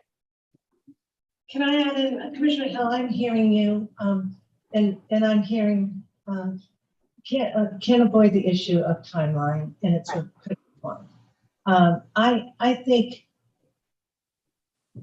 for this complexity, Brad, that we're dealing with, we would probably have something that looks like a timeline that we could reasonably depend upon. And I don't want to put words in your mouth on Director Wells, but I think we would have been rolling that out probably even earlier than today's meeting. So it is this exact complexity about what to do about the fact that we have such a abundance of riches, right? We have so many parties that are interested in in competing for a role in this exciting market. It's just that because it isn't capped at the beginning and it is capped at the end, that we have real challenges. I think it's a challenge too to start doing a competitive process at the front, because I'm not even sure what that means on the other side. But that would maybe make it easier for us, but I'm not sure it would be fair for everyone. And I'm not even sure it's allowed under the law. So that's why I need more input. So I think Commissioner Hill was asking if in fact retail were to go forward, in the best of circumstances of addressing these issues today, do we have any reasonable expectation around standing up the mobile sports wagering piece of our law? Is that really what you were getting at, Commissioner Hill?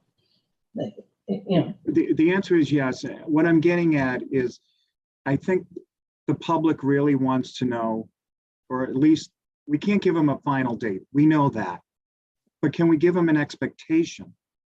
Is that something that we can do soon?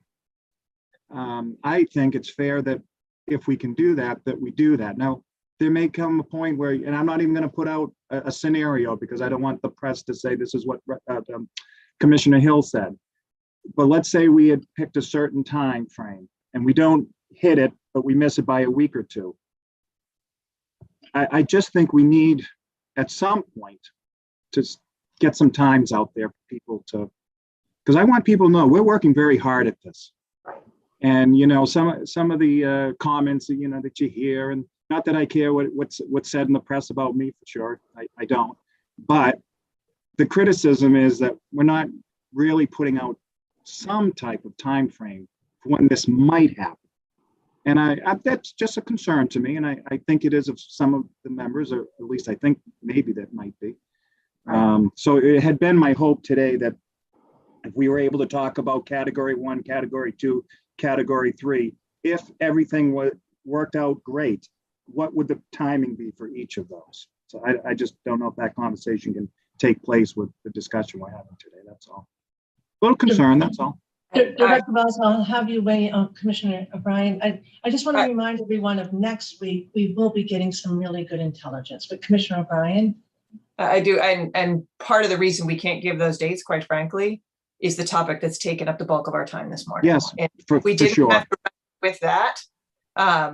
We would be closer to the time that you're talking about and being able to give a timeline, because everybody is working to try to figure out what that is so we can get this moving. So I feel your frustration. I understand it's a frustration that's out there. But as you can see from the conversation this morning, it's complicated. Yes.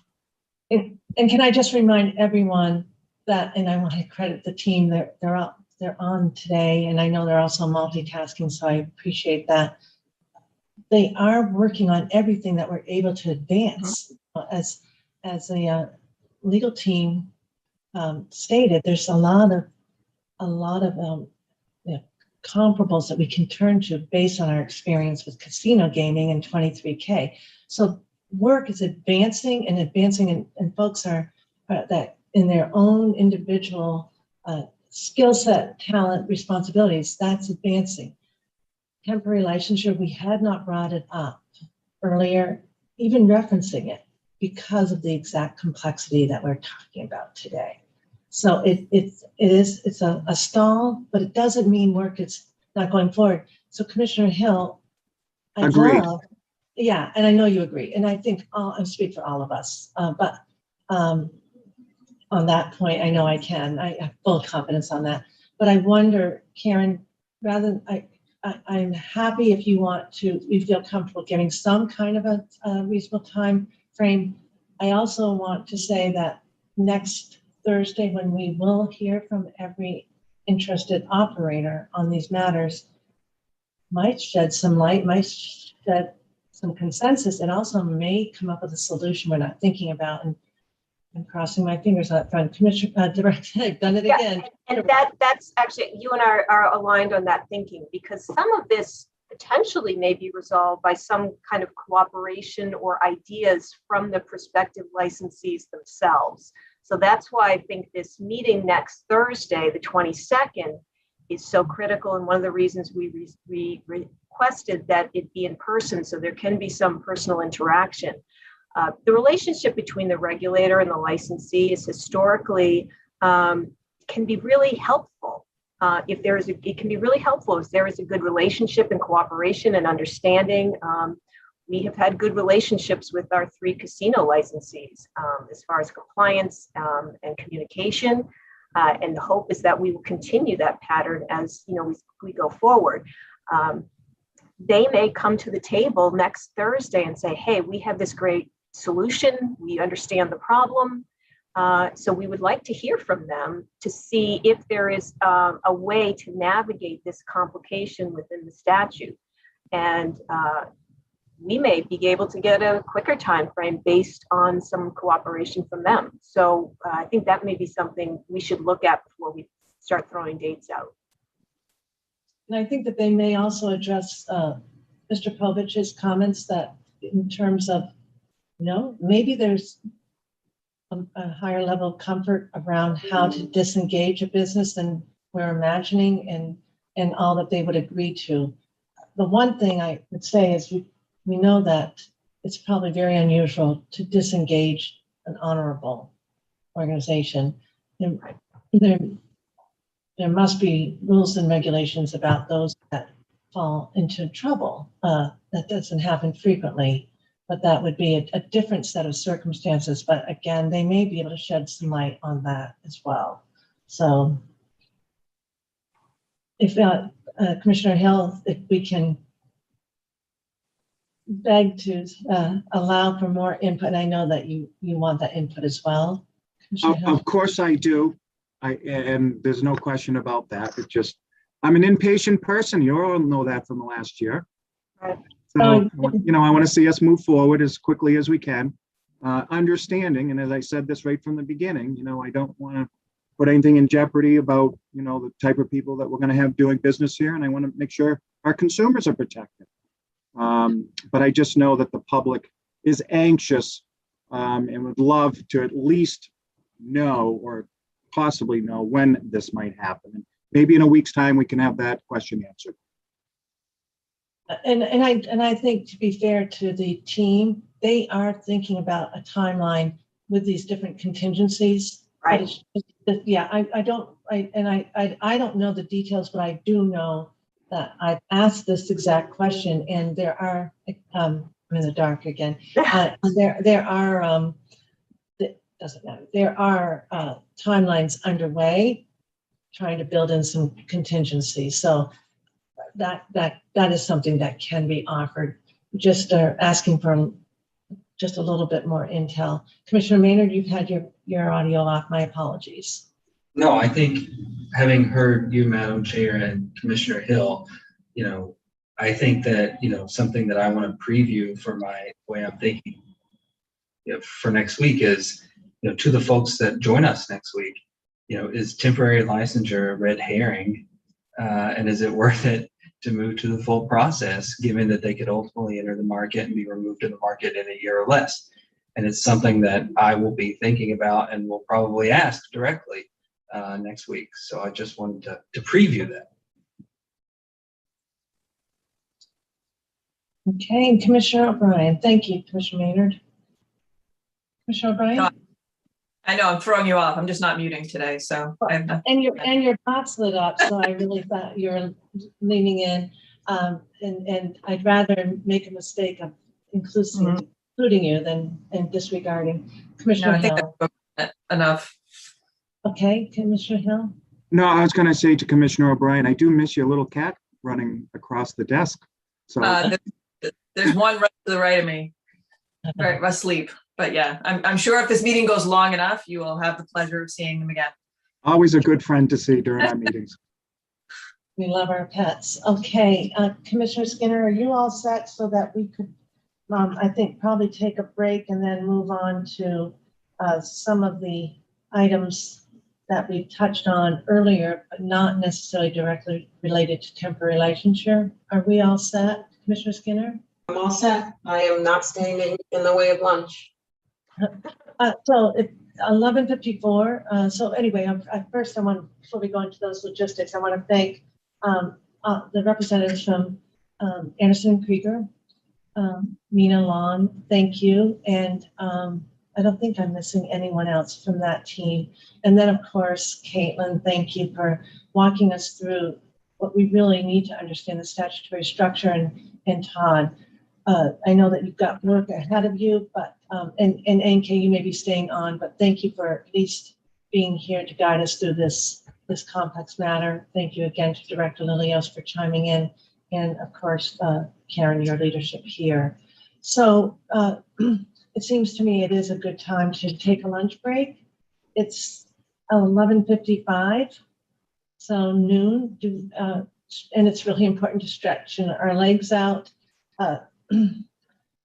Is 12:30 okay with everyone? Is that too long? 12:30 feel good? I'm seeing nodding. All right, then we'll reconvene, folks, at 12:30. And we'll be looking at item number 4, which starts again with our legal division. Thanks everyone for your participation so far. Thank you very much.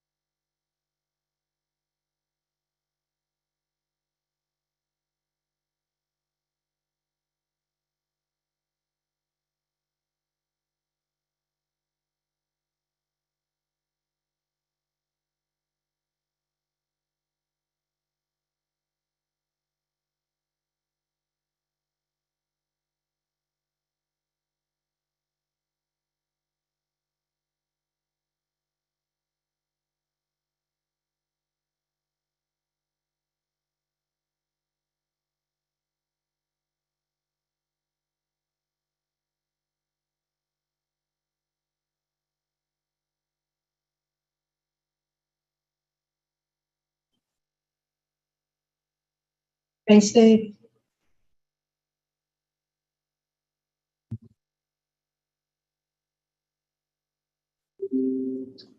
All good. Thanks so much.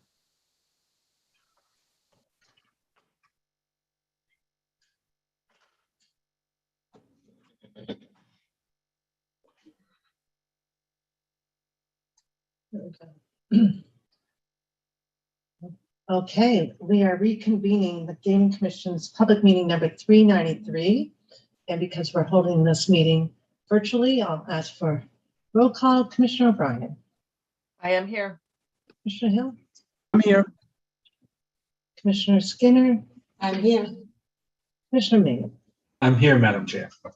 Thank you. And we're set to go, and we are returning to our agenda. And we'll start with item number 4. Karen and Todd, Director Wells and Councilor Grossman, thank you. Thank you, Madam Chair. I'm happy to, Karen, if you wanted to. I was going to turn it over to Todd. Thank you. Oh, great. Okay. Thank you. So this matter relates to the draft of the House Rules Regulation that the Commission reviewed recently. By way of update, I can advise that we are actively working on adjustments to the language based upon the past discussion. We hope to bring this back before the Commission shortly as part of the suite of regs that we just recently, this morning, discussed will be necessary in order for the commencement of sports wagering operations. It seems as though it would be helpful to bring them back in that context, just to help conceptualize where they fit into the overall framework and how they would actually work. So that is our plan, if that is acceptable for the House Rules Regulations. Questions for Councilor Grossman? Busy day for you, Todd, today. Any questions? I think that's a good update. Director Wells, do you want to add in, or are you all set? Yeah, I'm all set. Thank you. Okay, and without any questions on that, we'll turn to 4B. Yes, good afternoon, Madam Chair and Commissioners. I can take this one. Okay, thank you, Karen. So, of course. So at last week's meeting, you voted to promulgate by emergency and to begin the formal promulgation process on 205 CMR 244.06 related to the certification of the independent testing labs for sports wagering devices. So the final version that you voted on gives the Commission authority to authorize an entity certified as an independent testing lab pursuant to 205 CMR 144, which is related to gaming devices and equipment, to also provide testing services of sports wagering devices in Massachusetts. So in terms of a process for finalizing that Commission authorization, staff would recommend that the 2 existing certified independent testing labs that were discussed last week, that's GLI and BMM, submit a petition for authorization to the Commission that the Commission could then review at its meeting on Monday the 19th. So we're really just looking for input today. We don't need a vote, but just a consensus as to whether that's how the Commission would like to move forward on this authorization process. Commissioners, questions for Carrie? Commissioner O'Brien. No questions, just confirming that that was what I thought would happen after the last vote. Excellent. And the timing is perfect. Our Monday meeting, if commissioners are fine with that, because we won't have an agenda setting meeting between. Right. Okay, excellent. Commissioner Hill, you're nodding. Thank you. All right. And Commissioner Maynard, all right, all set. All right. Well, that was a speedy number 4. Is there anything else we need to add? That's it from me. Thank you. Okay, thank you. And then we're going to move right on to item number 5, which deals with the horse racing application. Yes, thank you, Madam Chair. I'm happy to jump in on that one. In the packet, you will see that there is a draft regulation that's codified at 205 CMR 2.01. It relates to the application itself for the conduct of a racing meeting by a new operator. This directly relates to the application that the commission recently just approved for use for the new racing license process. It is largely designed just to codify the statutory directive that an application be submitted to kick off the review process. It's contained in Chapter 128A, Section 2 of the general laws. And it also clarifies certain parts of the law, including things like the idea that the meets have to be honestly managed to ensure public confidence and things of that sort. Ultimately, the regulation reflects nearly entirely the provisions that were included in the application that the commission recently approved, and that is the intent. At present, there is nothing in the existing regulations in 205 CMR that address this particular issue, so that's why it's not redlined in any way. It's a completely new regulation. I'll pause there to talk about the substance, and then, Madam Chair and Commissioners, we can talk a little bit about the promulgation process, which I think is also relevant. Everyone all set? Okay, please, Todd, proceed. Okay. Thank you. So I think it's important, since we haven't looked at any racing regulations in quite some time, to draw the commission's attention to Chapter 128A, Section 9B. Unlike many other regulations, which are largely just governed by Chapter 30A of the general laws, which is the Administrative Procedures Act, in the case of racing regulations, there's a statute that specifically addresses a couple of principles. And the first is that in addition to all of the other administrative requirements under 30A required to adopt a regulation, in the context of horse racing, there's a requirement that the draft, once approved, essentially be submitted to the legislature so that they may have a chance to review it. And the law gives them essentially 60 days to disapprove of the draft and to let us know whether they take any issue with that. So effectively, on my read of the statute, that adds 60 days to the process. Could be shorter, I suppose, if the legislature were to respond in shorter order. But at this point, where the session has ended, that's unlikely to happen. So that's that, just so we understand the timing. So in addition to the 60 to 90 days, which we say it generally takes to promulgate a regulation, we have to add an additional 60 days onto that process. And there's also some language in 9B that talks about the emergency adoption of regulations. And of course, we've talked about that in the context of sports wagering, and we've talked about it in the context of Chapter 30A itself.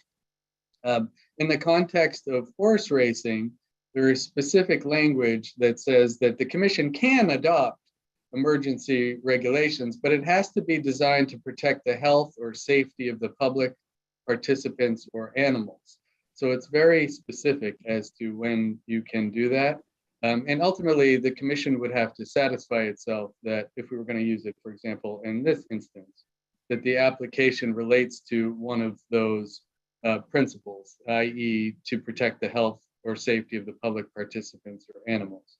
So that's just a little bit about the promulgation process itself. Let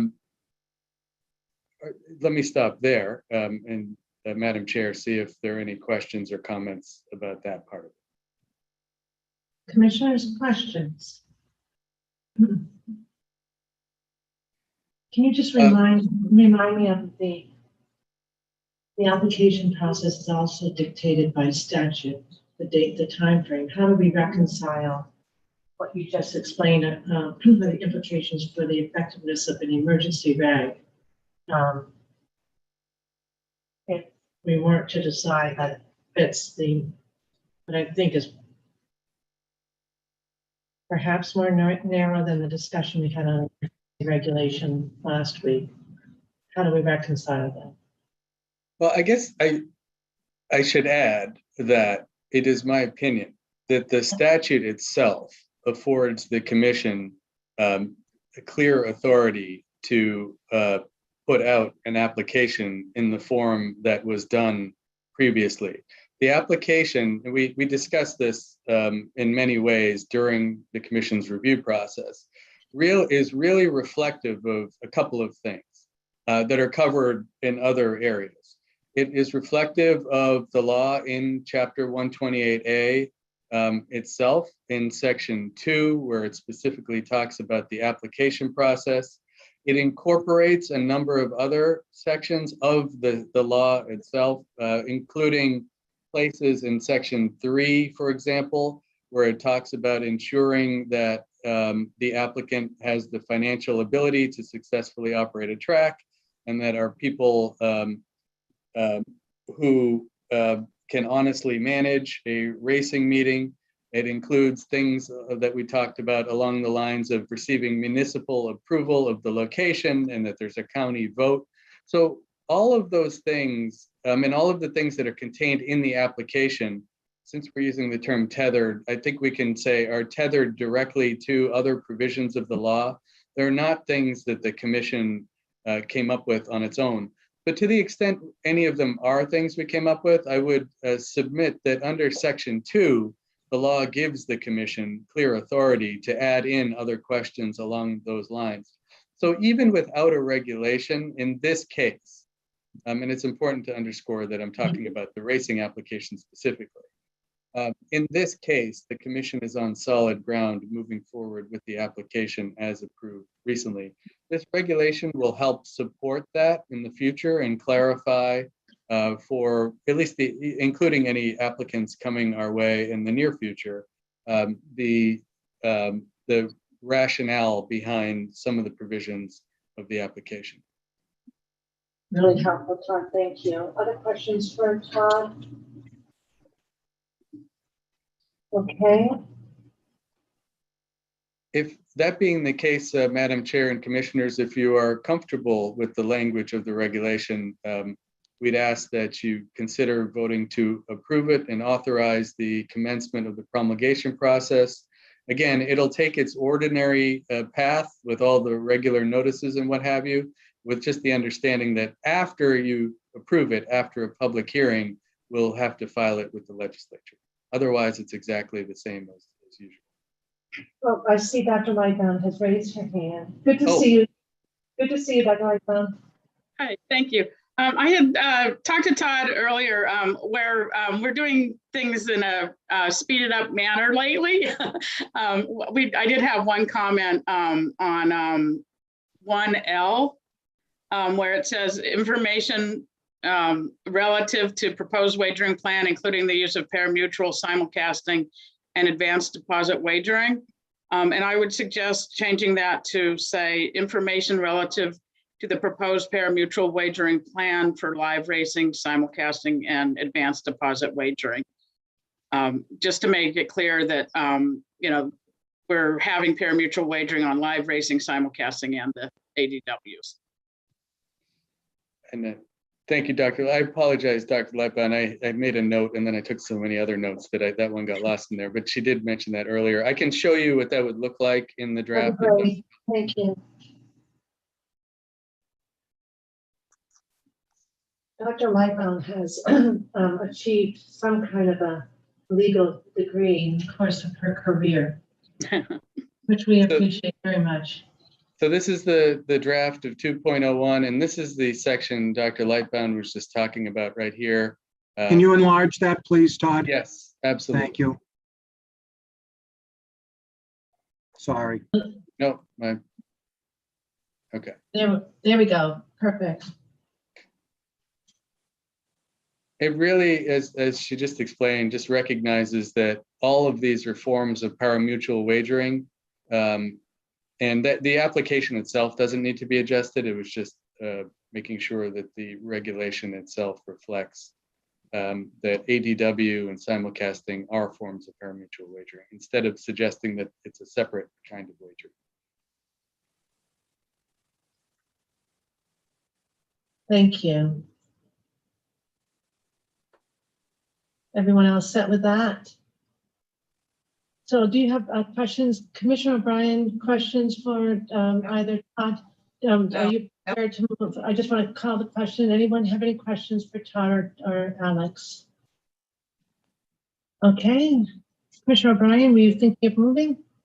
Sure. Madam Chair, I move that the commission approve the small business impact statement in the draft of 205 CMR 2.01 as included in the commissioner's packet and is further discussed and edited here today, particularly noting Dr. Lightbound's edit, and further that staff be authorized to take the steps necessary to file the required documentation with the Secretary of the Commonwealth to begin the regulation promulgation process. I further move the staff be authorized to modify chapter or section numbers or titles and to file any additional regs as reserved or make any administrative changes as necessary to execute the regulation promulgation process. Second. Any questions? Okay, Commissioner O'Brien, Aye. Commissioner Hill, Aye. Commissioner Skinner, Aye. and Commissioner Maynard, you moved. Commissioner Maynard. Aye. And I vote yes, 5-0. Thank you. Thank you. And a great explanation, Todd, on the statutory construct there. 5B, this is an issue that came up in our discussion. I turn it over to you again, Todd, please. Yes, thank you, Madam Chair. So you'll recall, commissioners, that this issue came up again in the context of the discussion of the horse racing application that we just recently reviewed. And there was a question as to essentially what the effect of awarding a license to a new operator would be in the context of the sports wagering law, chapter 23N. This is obviously a critical question. It's of great importance, and it'll be essential that we ensure that we have had an adequate opportunity to review all of the governing provisions of chapter 23N, which, as we've discussed, there are a number of places where this issue is addressed.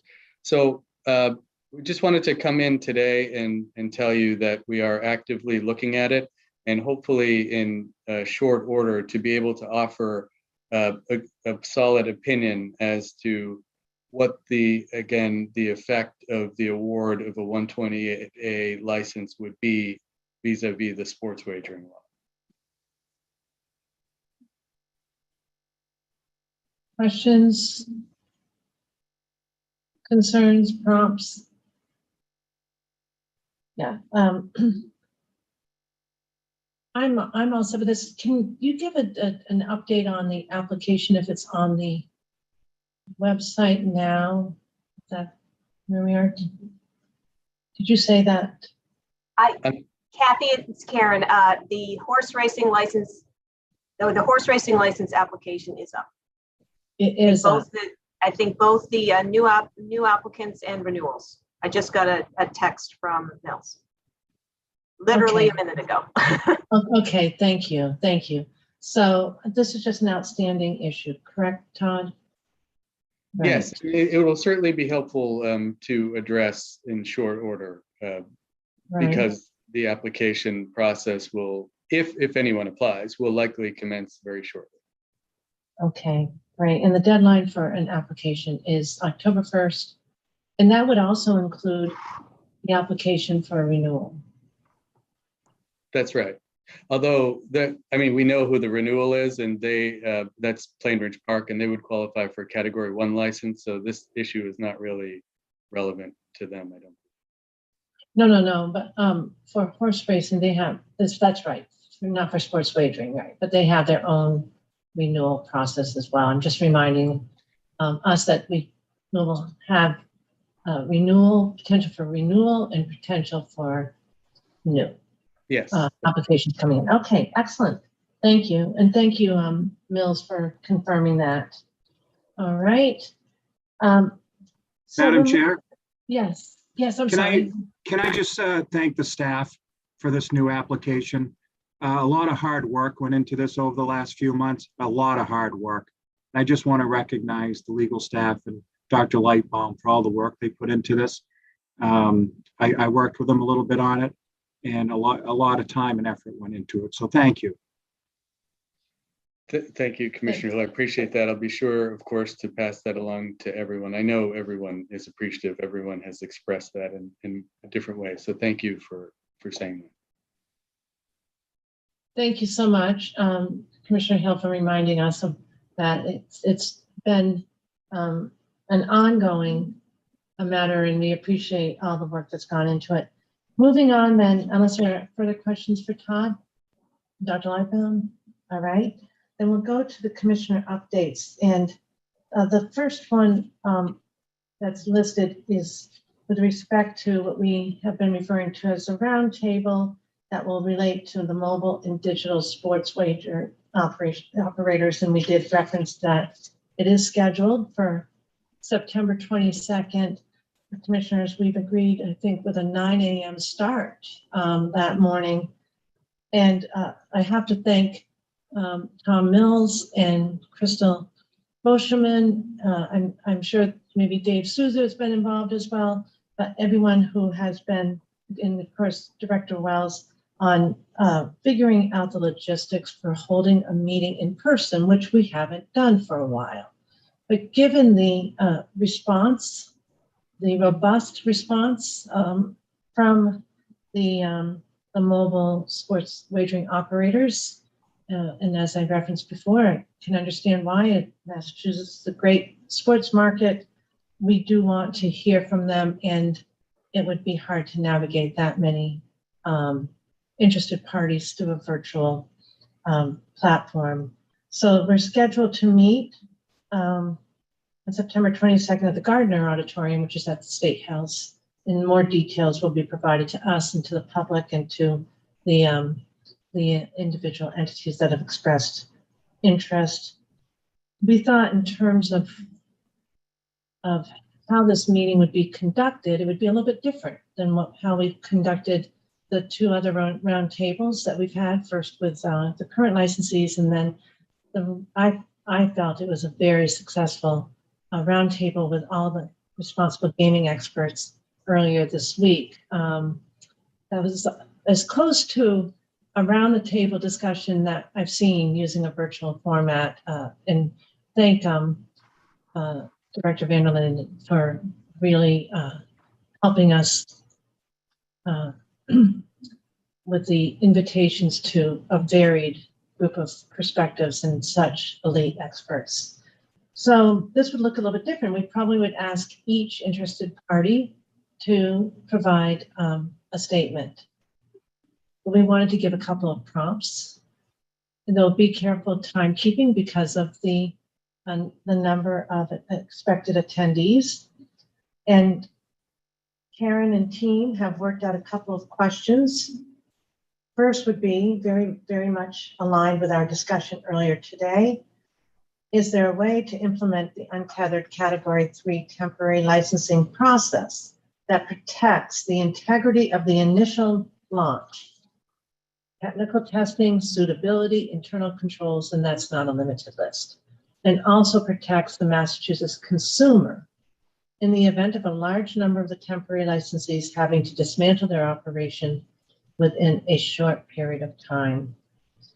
So that would be the first question, and see what we come up with. And then second, what is your position on a staggered launch versus a simultaneous launch of the different categories of sports wagering operators? Retail versus mobile, tethered mobile, again, that's with the Category 1 and 2 licensees. They have the option of having a relationship with a mobile operator versus the untethered mobile operator, which we understand will ultimately be up to no more than 7 under 23N. So what are your thoughts? I think that this language may have been provided to you, otherwise we can put it up. Karen, you Yes, have. I'll defer to the commissioners how we want to handle it. I can share share my screen if you want to edit what I have. That may be helpful. The thinking was we didn't want to put something out in the public. People may think this is the actual question. The commission hadn't actually decided that this is the question. So that's why we did it this way. This is Do right. you want me to share my screen so you can look at the text? Okay, hold on. And you know, today's discussion may have informed a little bit more, so we may want to take everybody's suggestion. And again, this would be, these would be prompts for the attendees. And we would hear from them with some time allowing us to circle back to specific questions for specific entities. So yeah, I'm happy to be the scrivener, and any changes the commission wants, we can add now before we would send this question out to the prospective licensees. First up, I'll hear from commissioners. Okay, Eileen, yeah. No, I just have a functional question, a scheduling question. So 5 minutes per anybody who may potentially show. What does that lead us to? We did with an assumption around 30 to 40, it gets us to at worst 3 hours and 15 minutes, and at best like 2 hours and 45 minutes. I think, Karen, or something like that. If they go in a row, which we would do by alphabet to keep folks coming to a microphone and be fair, right? But we are thinking of ideally, Commissioner O'Brien, I timed it out with Crystal that it would still allow for 20 minutes to a half an hour for us to ask any specific questions that are presented, you know, that are prompted by the presentations as opposed to divorced from the presentations, that it would be a 12:30 to 1 o'clock finish. So is the idea that they would working on a hybrid for you, Commissioner O'Brien, given. Right. I was going to thank Crystal and Dave and Mills on that too, because I know given my circumstances, I most likely will have to be remote. Is the idea that we wait and hold questions to a 20 to 30 minute period at the end to speed this along? Yes. Yeah. Okay. Yeah. I think that maybe Karen may have had that good idea that, and I think it's going to be really powerful to hear from entity after entity after entity to see if we start hearing themes or if we start hearing some distinguishing notes. I don't know if other commissioners feel the same way, but we're getting a very favorable response, right, Director Wells? Correct. Crystal's been monitoring that. Other comments on that was on process. What about in process or question? So I have a question on number one though. So the way it's phrased, I almost feel like is a question we need to answer ourselves. And I'm wondering if there's a way that better phrases it out to the people that are speaking to us, because they may not have an appreciation for like what implementation would require. I don't know if there's a way to tweak number one to get to the same point, but ask it in a different way. All right, let me think. Is there a way to say that the MGC, intends to implement untethered Category 3 temp licensing while sustaining the integrity of the initial launch, meaning and the consumer? Do you have any either suggestions or concerns on this point? I feel like it's too open, and I worry there's going to be a lot of bloviating. Yeah, I mean, I think one of the things we want to potentially explore is given the problems that we've identified, it's possible that we could have these applicants come in, or potential applicants come in and say, you know what, we see the problem here. We don't really want to be in a position where we pay $1 million and then 2 months later we get our licenses pulled. So it may be there is some consensus that the potential licensees would rather us expedite the whole process, do the whole thing, and would not necessarily apply for a temporary license. But that would, given the structure in the statute, we can't, as the chair and, the general counsel noted, just sort of ignoring it may not be an option. No, I'm not talking about ignoring it at all. I'm just trying to figure out a way to very much draw the parameters of it and narrow down, if you believe there, I don't know. I worry about even starting with one. Yep. I don't know, like I'm worried that something is going to overtake getting sort of the directed answers that we're looking for on the topics we talked about. Well, let me ask you this, and maybe this will help me come up with some language. What would you like to hear from them? Like, what is valuable to the commissioners at this roundtable? Could I frame it a little bit differently? Is it fair with respect to the first part that we have a consensus that but for kind of a complicating factor, all of us know that there's going to take some suitability testing, all of those, what is expected by the industry, and anything that we want to add, there will be eligibility standards that will have to be in place in any case for a temporary licensee. So do we say assuming all of this? Right. Are we more interested in finding out how to help us with the complex issue? Is that what you're getting at? Yeah, I guess that's what it is. It's like, I want to narrow, so I don't want to hear them commenting necessarily on stuff we've already agreed on. It's more, what else can you add to this conversation? Right, is it fair? I don't want to put words in my mouth. We have, someone's done. Yeah, and there's the dog, so I will mute myself. So what I'm hearing you saying, assuming the commission implements, Assuming any commission implementation of Okay. untethered category 3 temporary licenses Hold on. would include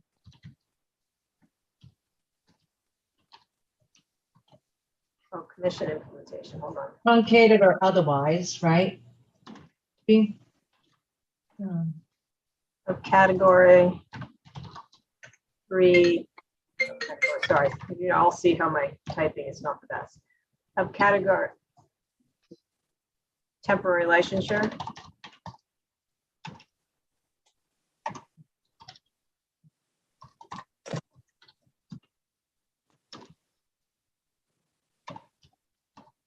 Okay. Add this. Just move it down for a second. So assuming any commission implementation of category 3 temporary licensure includes, or what was the phraseology? say untethered category 3 licensing.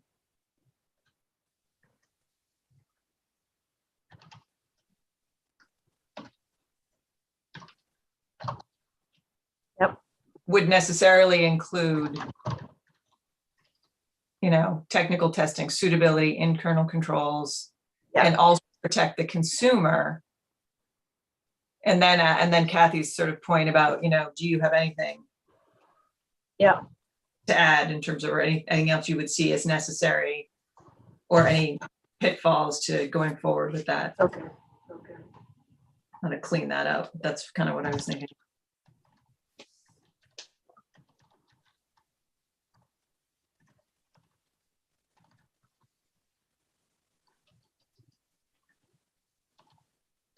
I was wondering, You can clean up the language a little bit more. Hold on. Mm-hmm. So it's almost breaking the first part. The front end, we want input on, and then the back end, we want input on. Is that, Eileen sort of Right. wanted to divide it almost like 3 questions. Right. Right.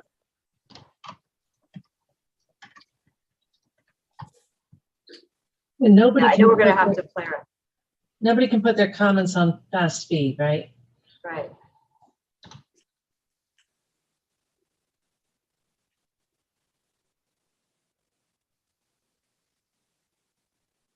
Requirements.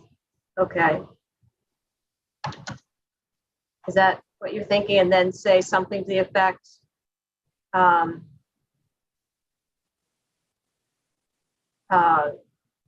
Do you have any other suggestions on protecting the integrity of the initial launch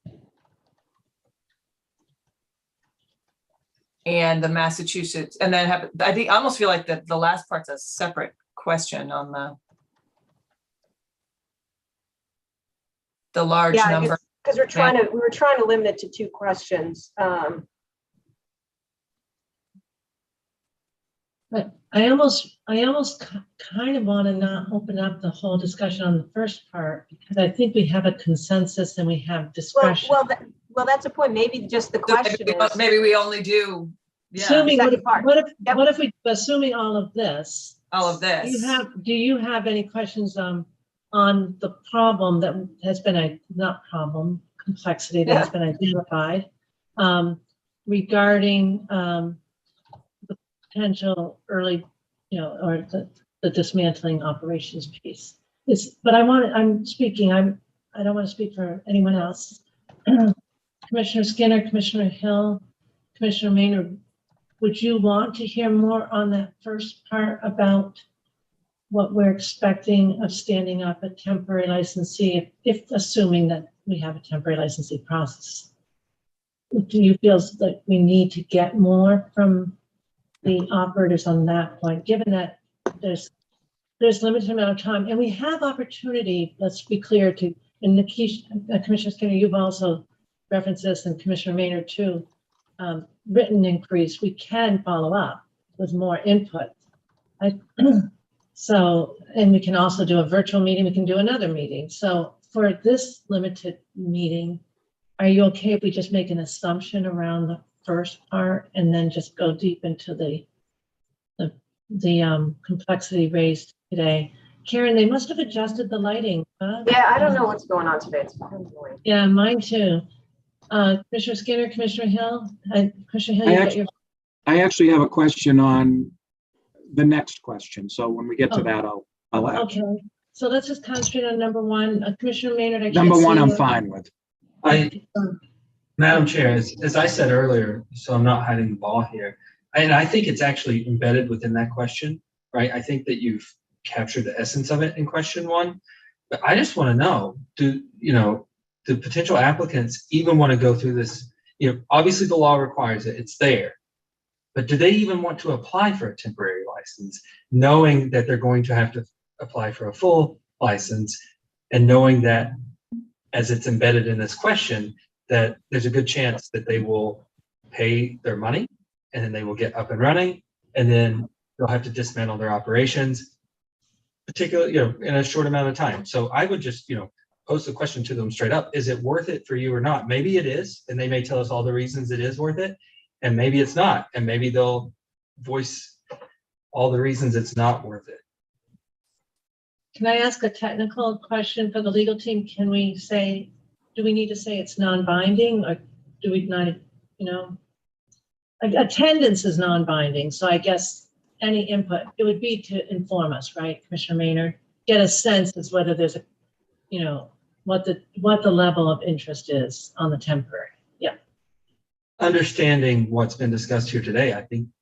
Yeah. I would look at it differently. Yeah. Understanding with the whole, everything that we've described today, and many were encouraged to listen in on today's conversation. They were. Okay. How do you feel about that then? And I mentioned that only because some group may have not filed a notice of intent. So right. So we have. All right. So do you want me to change this question and right?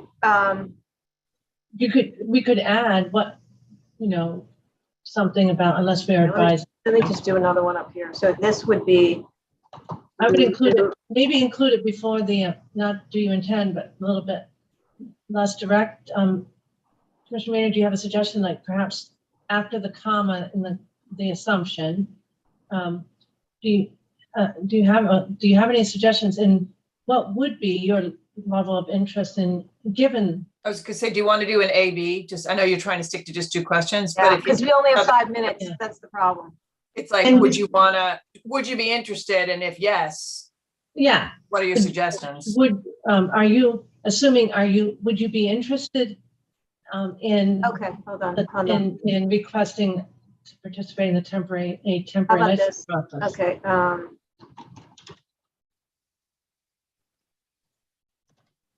We can still ask them for suggestions.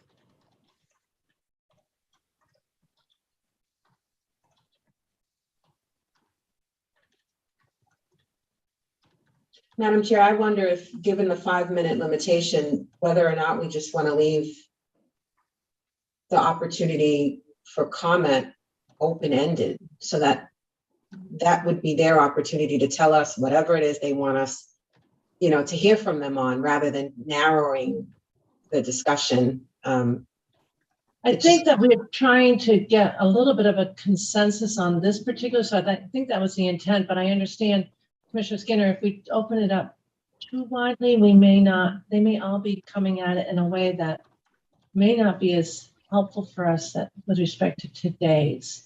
But I do think we can get a lot of information in 5 minutes. We can. Yeah, that will be broader than this, I think. Commissioner Skinner, what do you think? Well, that would be my concern, is that we're shutting off any potential for a discussion on any other items that the operators may find challenging with the statute.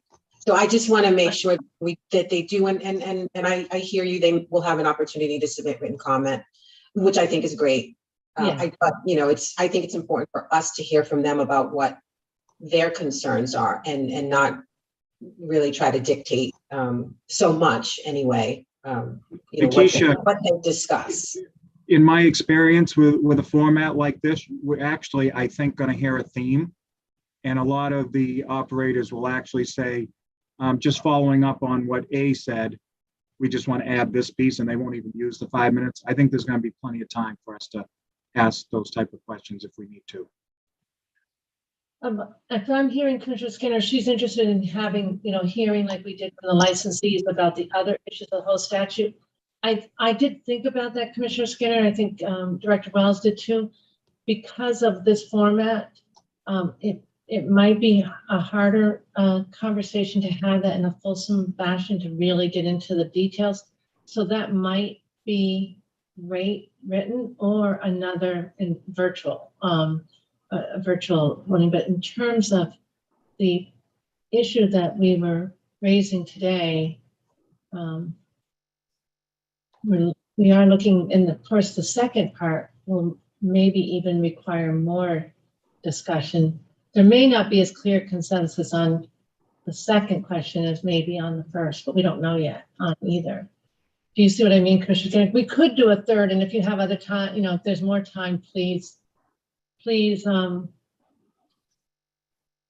what would you ask if there's yeah, I would just emphasize, if this is going to be going out to potential attendees at some point prior to, I assume it is prior to the roundtable, that we emphasize in that communication that folks will have the opportunity to submit written comment.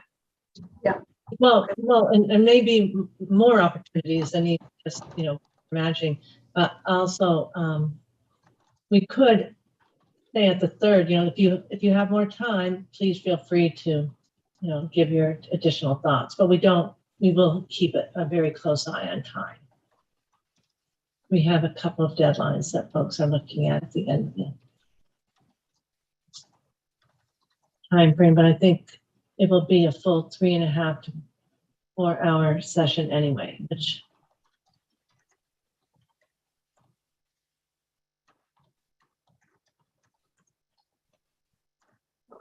So where are we on this question that's under number 1 right here? Are there changes you'd like me to make to that question? I can read it if it's helpful. Yes, please read it. Okay.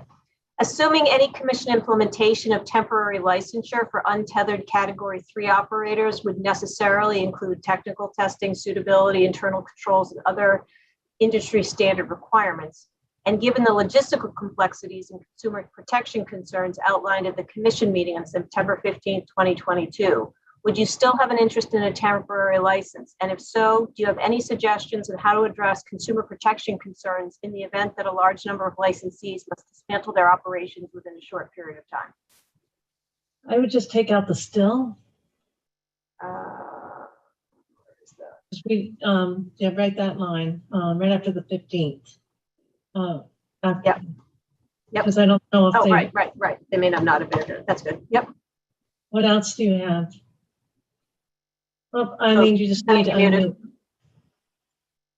The must should probably be a different Are verb, we? yeah. In the event that a large number of licensees must dismantle or, would have to or may. Okay, yep. Maybe required. Just a different verb there. They So, have to be required to. May be required to dismantle.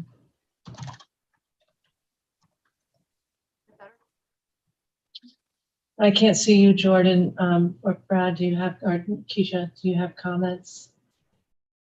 No comments for me. I think this will get us to a really good spot, hearing the answer to this question. That's my comment. Okay, excellent. Commissioner Skinner?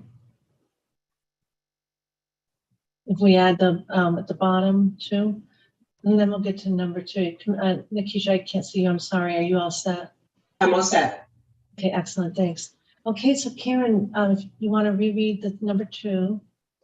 what is your position on a staggered launch versus a simultaneous launch of the different categories of sports wagering operators? In parentheses, retail versus mobile, tethered mobile versus untethered mobile. Questions, comments?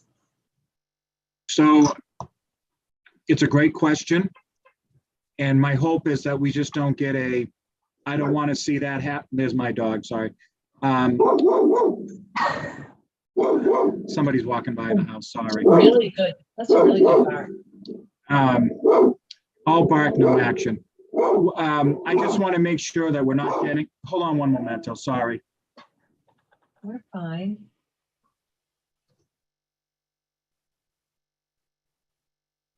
Not a walker, it's UPS, sorry.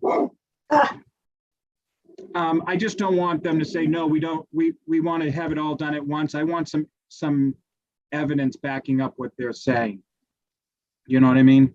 I don't want a yes or no answer. I want a, you know, we've had experience in other jurisdictions. So it's almost, what is your position and why? Yes. Evidence-based. And what is your evidence-based position? And I don't know. Something like that, actually. I mean, I don't want a yes or a no answer. I want something to back it up. Okay. Because this is going to be a big issue for us, and I want to hear as much as I can on it at this meeting. Is that too strong? It's a little bit, I just sort of said it quickly. Jordan? I would assume that anyone who attends next week, I assume that they will bring evidence based. I do think there should be a why, which really gets to Commissioner Hill. Okay. What is your All right. position and what? Yeah. You know, I think I'm hearing Commissioner Hill because I think we can guess as to the whys, but and why, and maybe we could say, comma, and experience from other jurisdictions and impact on business or whatever would be really helpful. I mean, is that the kind of thing you're looking for? Give them a little bit of a prompt, Brad, if you want. Maybe just say here.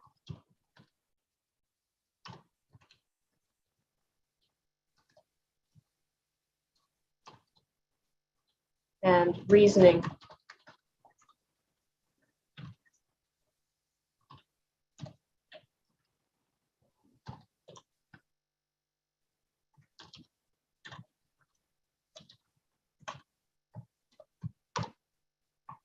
And maybe they don't have experience. So when I say about any experience from other jurisdictions and reasoning behind your position should be included in your answer. Like that? Okay. That would be helpful. Okay. I want to make sure we get as much information on this as we can get from the operators. Right. I agree with you, Jordan. They probably will do that. I want to make sure they do that. Oh, I like it. Okay. Commissioner Maynard, are you all set? And Commissioner O'Brien, I can't see you, so Commissioner Maynard? Perfect. That's also your set. Commissioner Skinner? All set. And Commissioner O'Brien, you're all set. Commissioner Skinner?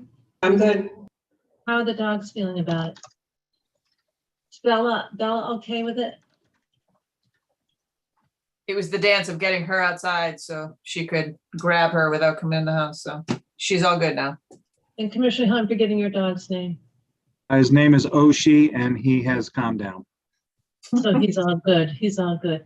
All right. And then how do we feel about the last thing? Do we want it to be open-ended now?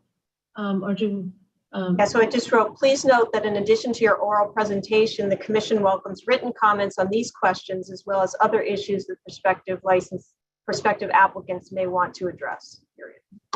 I'm wondering about, they're going to feel like they need to do that now. And I'm wondering, do we want that now, or do we want to learn a little bit more so that we could actually maybe ask some pointed questions? I'm just a little bit worried. I'm a little bit worried about giving homework right now without a little bit more insight, so that they'll be helping to answer questions, particular questions we may have, as well as addressing their concerns. Which is what we, you know what I mean? Or could we say, please note that in your oral presentation, if you have additional time, you may address any concern you have.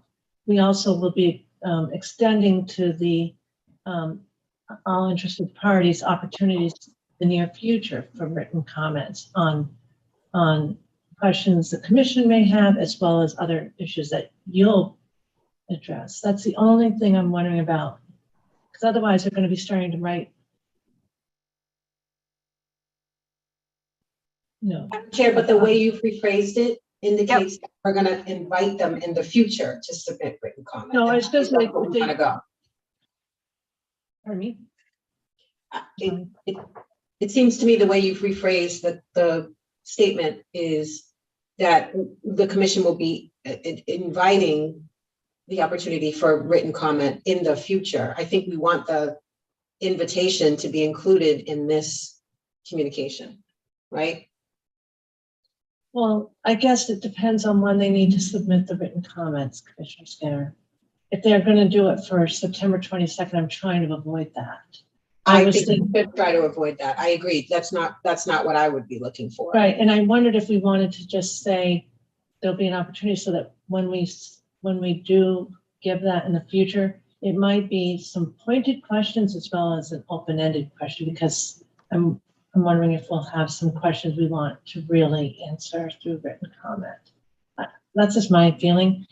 I guess I'm hearing Commissioner Hill say, somebody might say, I agree with whoever just spoke, and then they have 4 minutes. If they want to tell us something else, I'm okay with that. You know, I don't want to limit it to the prompts. As long as they've answered the prompts, right? We really want to get that. But I just didn't want to, I guess, saying. Just to the point I made earlier is that I don't want to, you know, foreclose the opportunity for an operator to submit written comment On anything, on these items, okay. All right. or other items they may wish to have heard. Okay, commissioners. So are we sticking with it as written, or do I need to make any edits?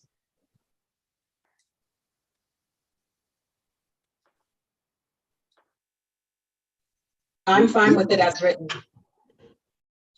Okay, I can't see Jordan. No, I'm happy to receive any comments. I think it's fine as written. Okay, all right.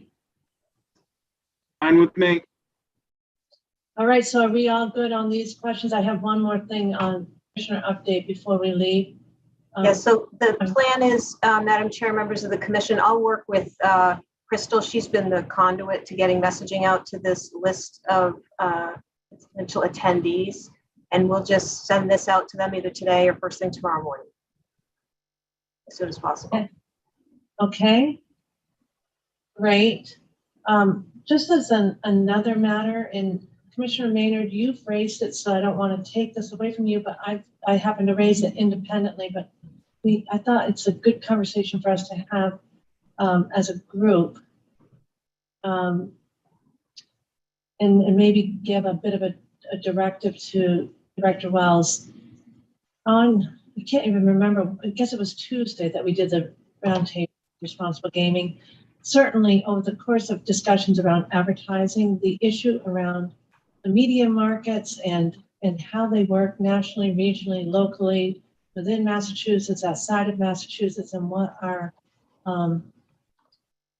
authority is to regulate advertising and marketing in all forms, whether it's television, other media, billboard, et cetera.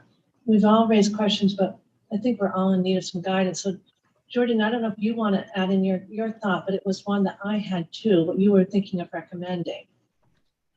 Thank you, Madam Chair. I believe that it would be helpful to know the parameters of what we can and cannot do, given that most media today is nationalized.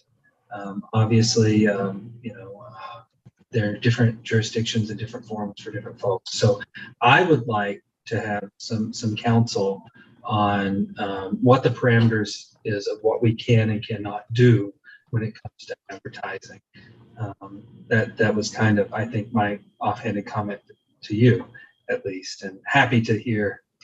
I'm sure you can refine that much better. No, my thought was that, there are some law firms, and NK is very, very busy helping us. So I don't want to diminish their expertise. I quite frankly don't know about their expertise, but I do think, and perhaps it is a procurement question, but there might be that we could get some excellent guidance within the threshold of, a procurement that would help us from a law firm that has some depth, that's not conflicted, but has depth in First Amendment law as well as media and other marketing law. Commissioner O'Brien, I see you weighing in. Yeah. So there's two questions, right, Jordan, which is legally, what are the confinements, and then practically. So the law firm obviously could offer the answers to the former. The latter is obviously another question. Whether we put a reg out that's impractical or unenforceable is a different question. But I think any law firm that really specializes in this world will also help us understand just how they work, right? And what do you think, Commissioner Hill? So I was going to make a suggestion, and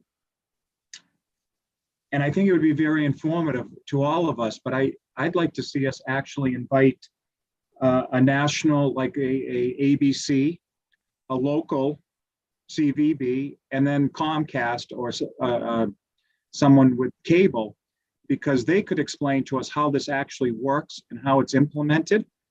And also, we need the legal questions answered. But I think it would be a very informative discussion if we heard actually from the people who implement these commercials and how they do it, and also get the legal answer. I'd like to see that as part of the discussion, because it's very interesting how they put local commercials into national spots.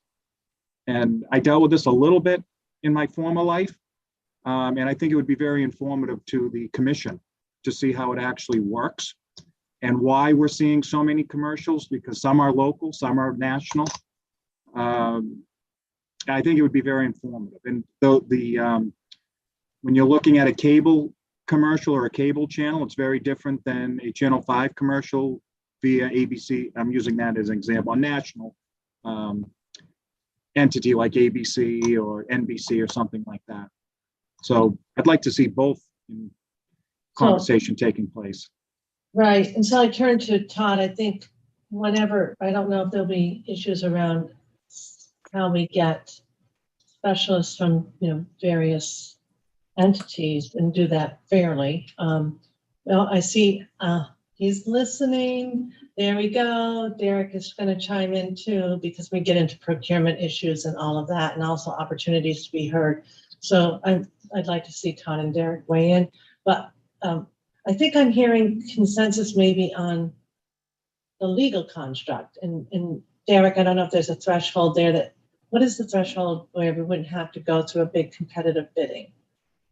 So under $10,000 is the incidental for a one-time. There are statewide contracts out there for legal services, so we could tap into that first. And then there's also, we have KHJ, a marketing firm, under contract for Mark already. So this is marketing, right? I'd ask a marketing question to the marketing firm that we have already under contract. Well, that's excellent too. Okay. So the threshold is only 10. I thought maybe it was 50,000. But the statewide contract gives us a lot of flexibility. Correct. Okay. Todd, you might want to weigh in on Commissioner Hill's suggestion. I don't know if you have thoughts. No, this is all helpful. I think I'd like to just step back and see who we can find to address these issues. But I think there are options here. I think I'm because I just soon, if we can move on something, I guess if we could move on the, here's Councilor Povich is weighing in, the idea of law firm, legal services, and also can we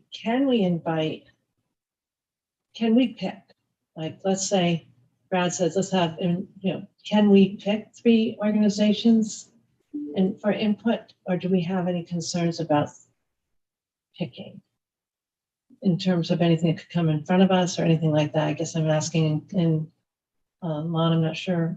You've come in to the picture here. Do you have thoughts? No, I think we can talk about exactly what you're looking for and exactly the best way to get.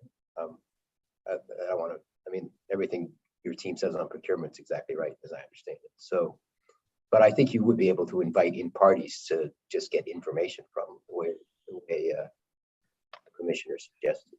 I mean, no conflict in that seems to come to mind. Derek giving a thumbs up on that too, in a public fashion, right? Right, absolutely.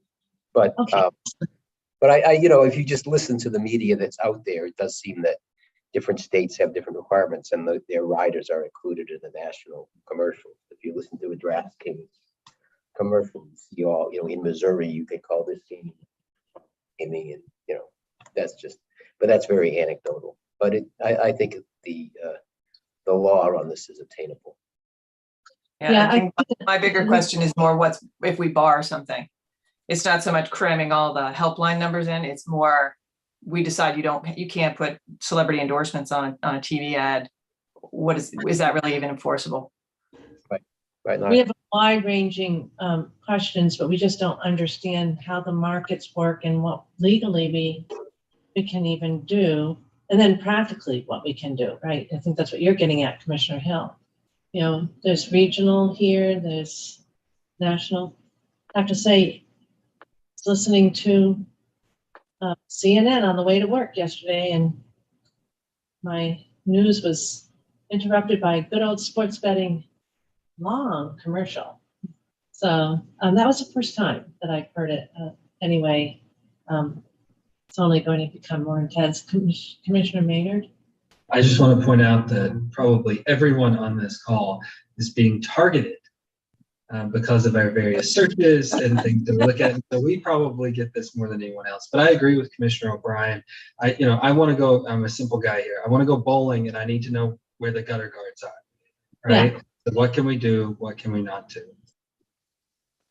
And this comes up in every conversation about advertising. So I think that's why I said, Todd, rather than kick the can, if we can come up with a plan to start getting some real good advice on guidance and law on this would be really helpful.